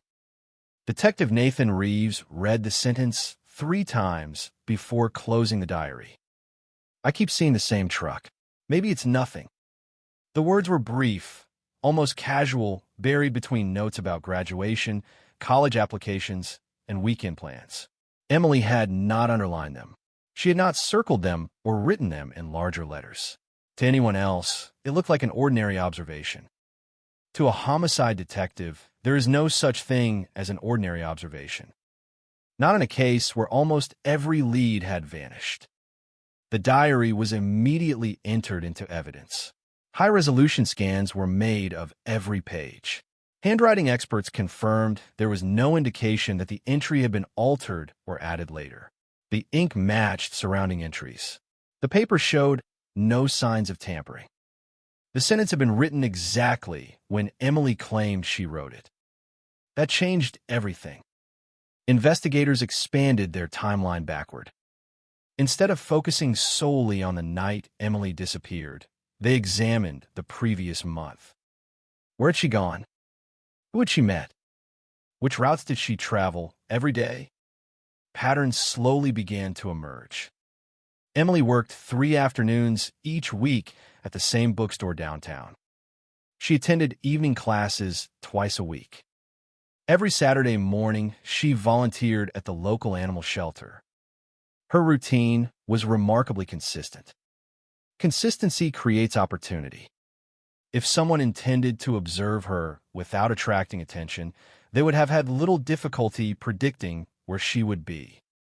Reeves assembled a small team dedicated to one question. Had anyone else noticed the truck? Former co-workers were interviewed again. Teachers received phone calls. Neighbors searched old memories. Most remembered nothing unusual. Then one conversation shifted the investigation. A retired mail carrier recalled seeing an older pickup parked near the bookstore on multiple occasions during the weeks before Emily vanished. He remembered it for one simple reason. The truck was always parked legally, always clean despite frequent rain, always occupied. The driver never seemed to leave. He looked like he was waiting, the mail carrier said. For who? I don't know. What did he look like? The man frowned. I wish I could tell you. Memory had preserved the truck, not the face behind the windshield. Still, the statement supported Emily's diary. Neither witness knew the other. Neither had any reason to invent the same detail. Detectives considered the possibility that someone had been conducting surveillance. If true, the disappearance was unlikely to have been random. Planning leaves traces. The challenge was finding them years later. Investigators began searching archived employment records, parking citations, and business permits for vehicles matching the descriptions collected over the years. Thousands of registrations, hundreds of owners, dozens of trucks that no longer existed. Many records had already been destroyed under routine retention policies. Time remained the investigation's greatest adversary. Meanwhile, forensic specialists continued examining the recovered surveillance tape. Artificial intelligence-assisted enhancement sharpened several frames that earlier technology could not improve. The results remained imperfect. Rain blurred the image. Static interrupted the recording.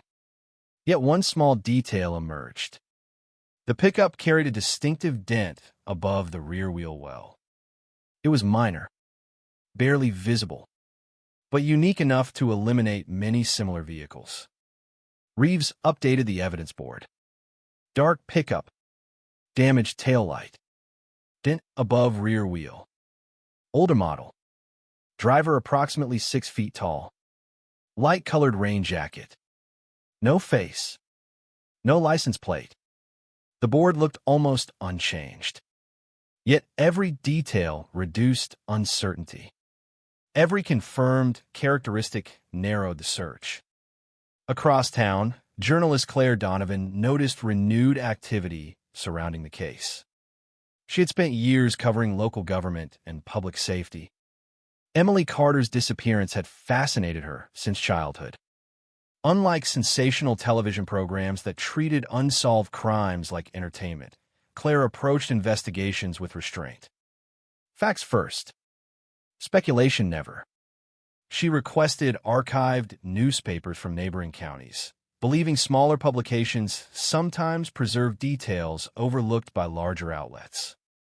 For nearly 2 weeks, she read page after page of faded print. Most articles repeated information already known. One did not. It described a burglary at a rural repair garage 3 days after Emily disappeared. Nothing valuable had been stolen. Only customer records. The article attracted almost no attention because the owner believed local teenagers were responsible. Claire requested the original police report. The burglary itself remained unsolved. More interesting was what had been taken. Service invoices, vehicle repair logs, customer contact cards. The exact records detectives were now trying to reconstruct decades later. Claire contacted Detective Reeves. She made no accusations. Only one observation. If someone wanted to erase evidence that a specific truck had been repaired, she let the sentence remain unfinished. Reeves immediately understood. The burglary had occurred before anyone publicly connected a damaged pickup truck to Emily's disappearance. At the time, investigators themselves had not focused on vehicle repair records. So why would anyone steal them? The old garage building had long since been demolished. Its owner had died years earlier. Fortunately, his daughter had preserved several boxes rescued before demolition. Dust-covered ledgers, appointment books, parts catalogs. Not complete, but not empty either. Investigators spent days reviewing handwritten entries, oil changes, brake replacements, engine repairs, routine business. Then a notation caught Reeves' attention. Late April, 1 month before the burglary. Emergency repair. Rear light assembly replaced. Vehicle description. Dark pickup. Customer name. Smudged beyond recognition. The page had suffered water damage years earlier. Most of the surname dissolved into blurred ink. Only 2 letters remained visible. Ash. Kropkain. It wasn't enough. But it was something. The garage invoice also listed a partial telephone number. Only 6 digits remained readable. Modern databases could do little with incomplete information. Historical telephone directories proved far more useful. Analysts compared every local listing matching the surviving digits. The search produced 27 possibilities. Too many for certainty. Few enough to investigate. Weeks passed as detectives reconstructed decades-old family histories. Many former owners had died. Others moved across the country. Some trucks had changed hands multiple times. One by one, names disappeared from the board. Alibis. Military service overseas. Vehicles purchased years after Emily vanished. Eventually, only 3 remained. None had criminal records. None had ever appeared prominently during the original investigation. Each had owned a truck generally matching available descriptions. Detectives proceeded cautiously. Coincidence remained entirely possible. Then another unexpected development occurred. The State Crime Laboratory completed analysis of fibers recovered years earlier from Emily's backpack. Earlier examinations classified them only as synthetic material. Modern comparison techniques reached a more specific conclusion. The fibers were consistent with commercial moving blankets commonly used by furniture companies, equipment transport businesses, and mechanics to protect vehicle interiors during heavy hauling. Individually, the finding proved little. Combined with everything else, it raised new questions. Why would such fibers appear on Emily's belongings? Was she placed inside a truck used for work?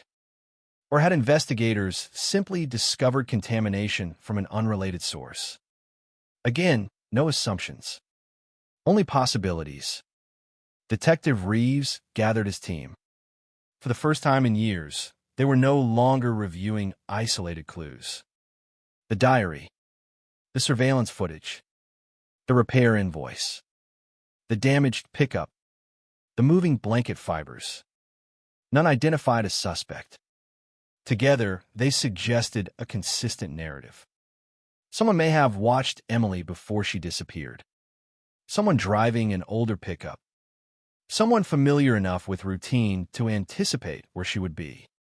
The challenge was transforming that narrative into evidence. Outside the sheriff's office, autumn arrived. Rain returned to Blackwater. The bridge looked much as it had on the night Emily vanished. Traffic crossed without slowing. Most drivers knew nothing about the investigation unfolding quietly behind courthouse walls. For Detective Reeves, however, the rain sounded different now. Not because it revealed answers. Because, after years of silence, the evidence had finally begun asking the right questions. And somewhere inside a fading collection of forgotten records, he believed those questions were leading towards someone who had spent far too many years believing the storm had washed every trace away. Rain became a constant companion to the investigation. Whenever storms rolled across Blackwater County, Detective Nathan Reeves found himself returning to the bridge. Not because he expected to discover forgotten evidence after so many years, but because every investigation benefits from seeing a place with fresh eyes. Landscapes change with weather. Distances feel different at night than they do beneath a clear afternoon sky. Sounds travel farther across empty roads. Visibility narrows. Decisions that seem irrational on paper can suddenly make perfect sense when experienced under the same conditions. On one particularly cold evening, Reeves stood beneath the bridge as freight trucks rumbled overhead. Their weight sent faint vibrations through the aging concrete. He watched headlights sweep across the riverbank before disappearing into darkness. One realization settled heavily in his mind. Anyone familiar with Blackwater Bridge understood something outsiders rarely noticed. There were long stretches where a vehicle could stop without immediately attracting attention. Not invisible, just overlooked. That observation prompted another review of historical traffic records. The State Transportation Office maintained archived estimates of vehicle volume dating back decades. They were intended for road planning, not homicide investigations, but they revealed an important detail. Traffic near the bridge dropped dramatically after 9 o'clock. Between 9 p.m. and 9:30 p.m., there were often several minutes between passing vehicles. For someone intending to intercept another traveler, those gaps mattered. Back at headquarters, investigators overlaid the historical traffic patterns with Emily's reconstructed timeline. Nothing changed the known facts, but the environment surrounding those facts became clearer.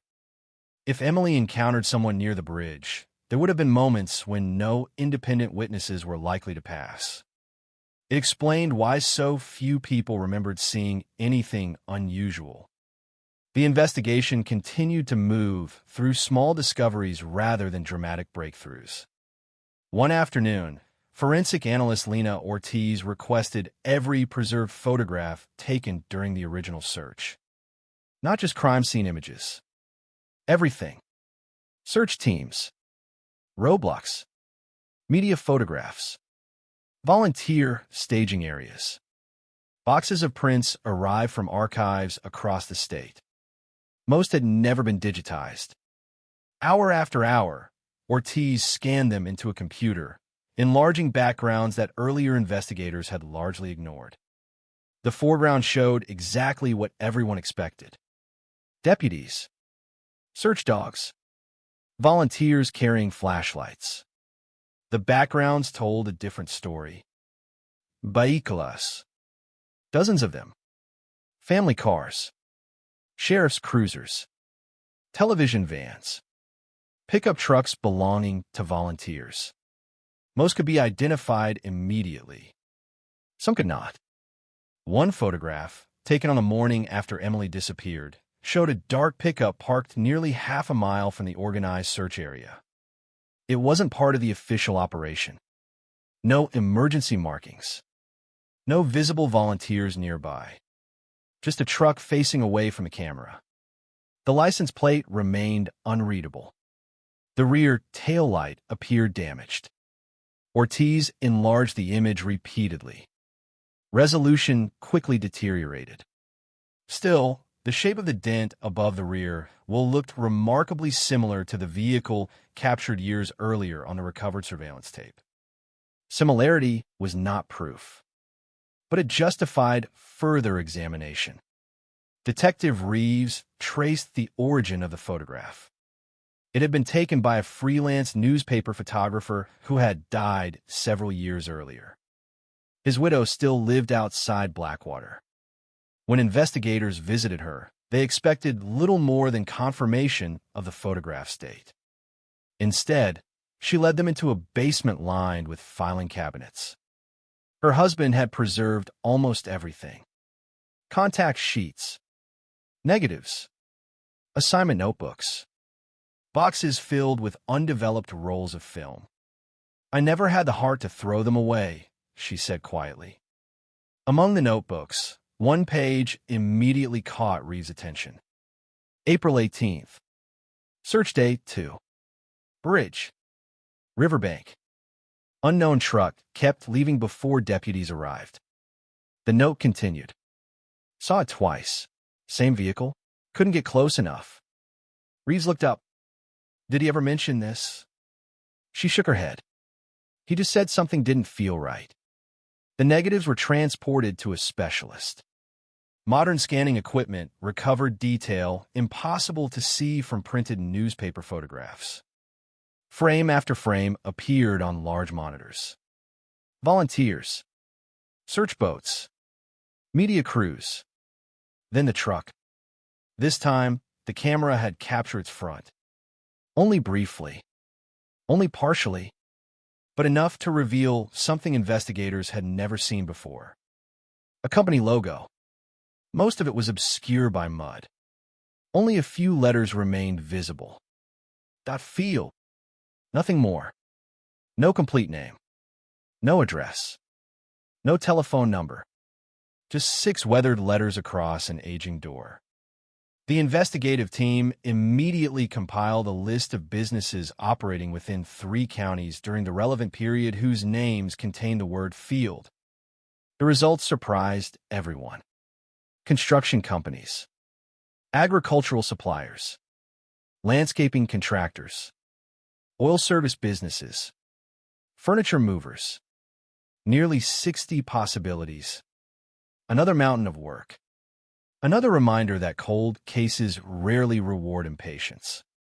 Meanwhile, journalist Claire Donovan continued her independent historical research. She had developed a reputation for careful reporting, and Detective Reeves respected her willingness to verify every claim before publication. One evening she called him. I found something odd. She explained that she had been reviewing archived employment advertisements from local newspapers.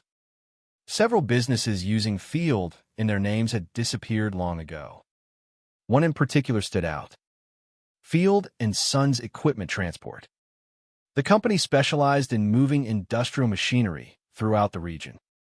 Its fleet consisted primarily of older pickup trucks equipped for towing.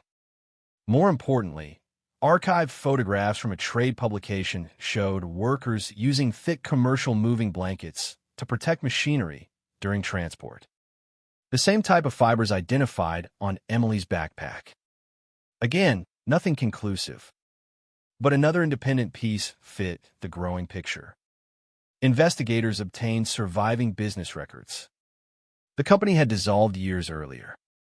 Ownership changed hands twice before the property was sold. Employee files were incomplete. Payroll records existed only for certain years. Still, several names emerged. Some former employees had died. Others were located decades earlier. Detectives contacted every living individual they could locate. Most conversations proved routine.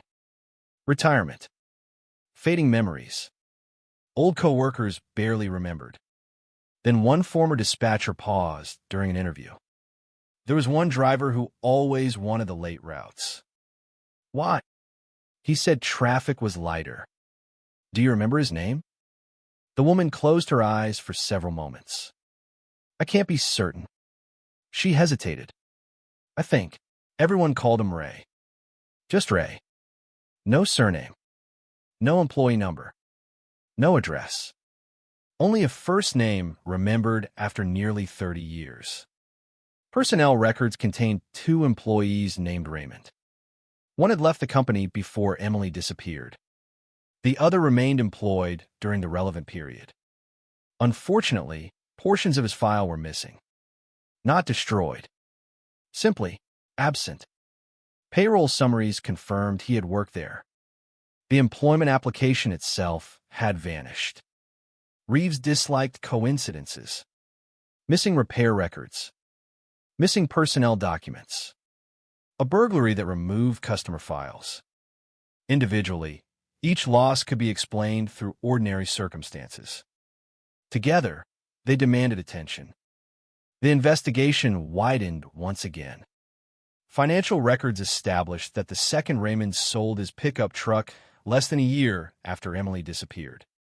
The vehicle identification number no longer appeared in active registration databases. Tracing its history required paper archives stored in a regional warehouse. Days later, investigators located the transfer documents. The truck had been sold to a salvage yard. Destroyed.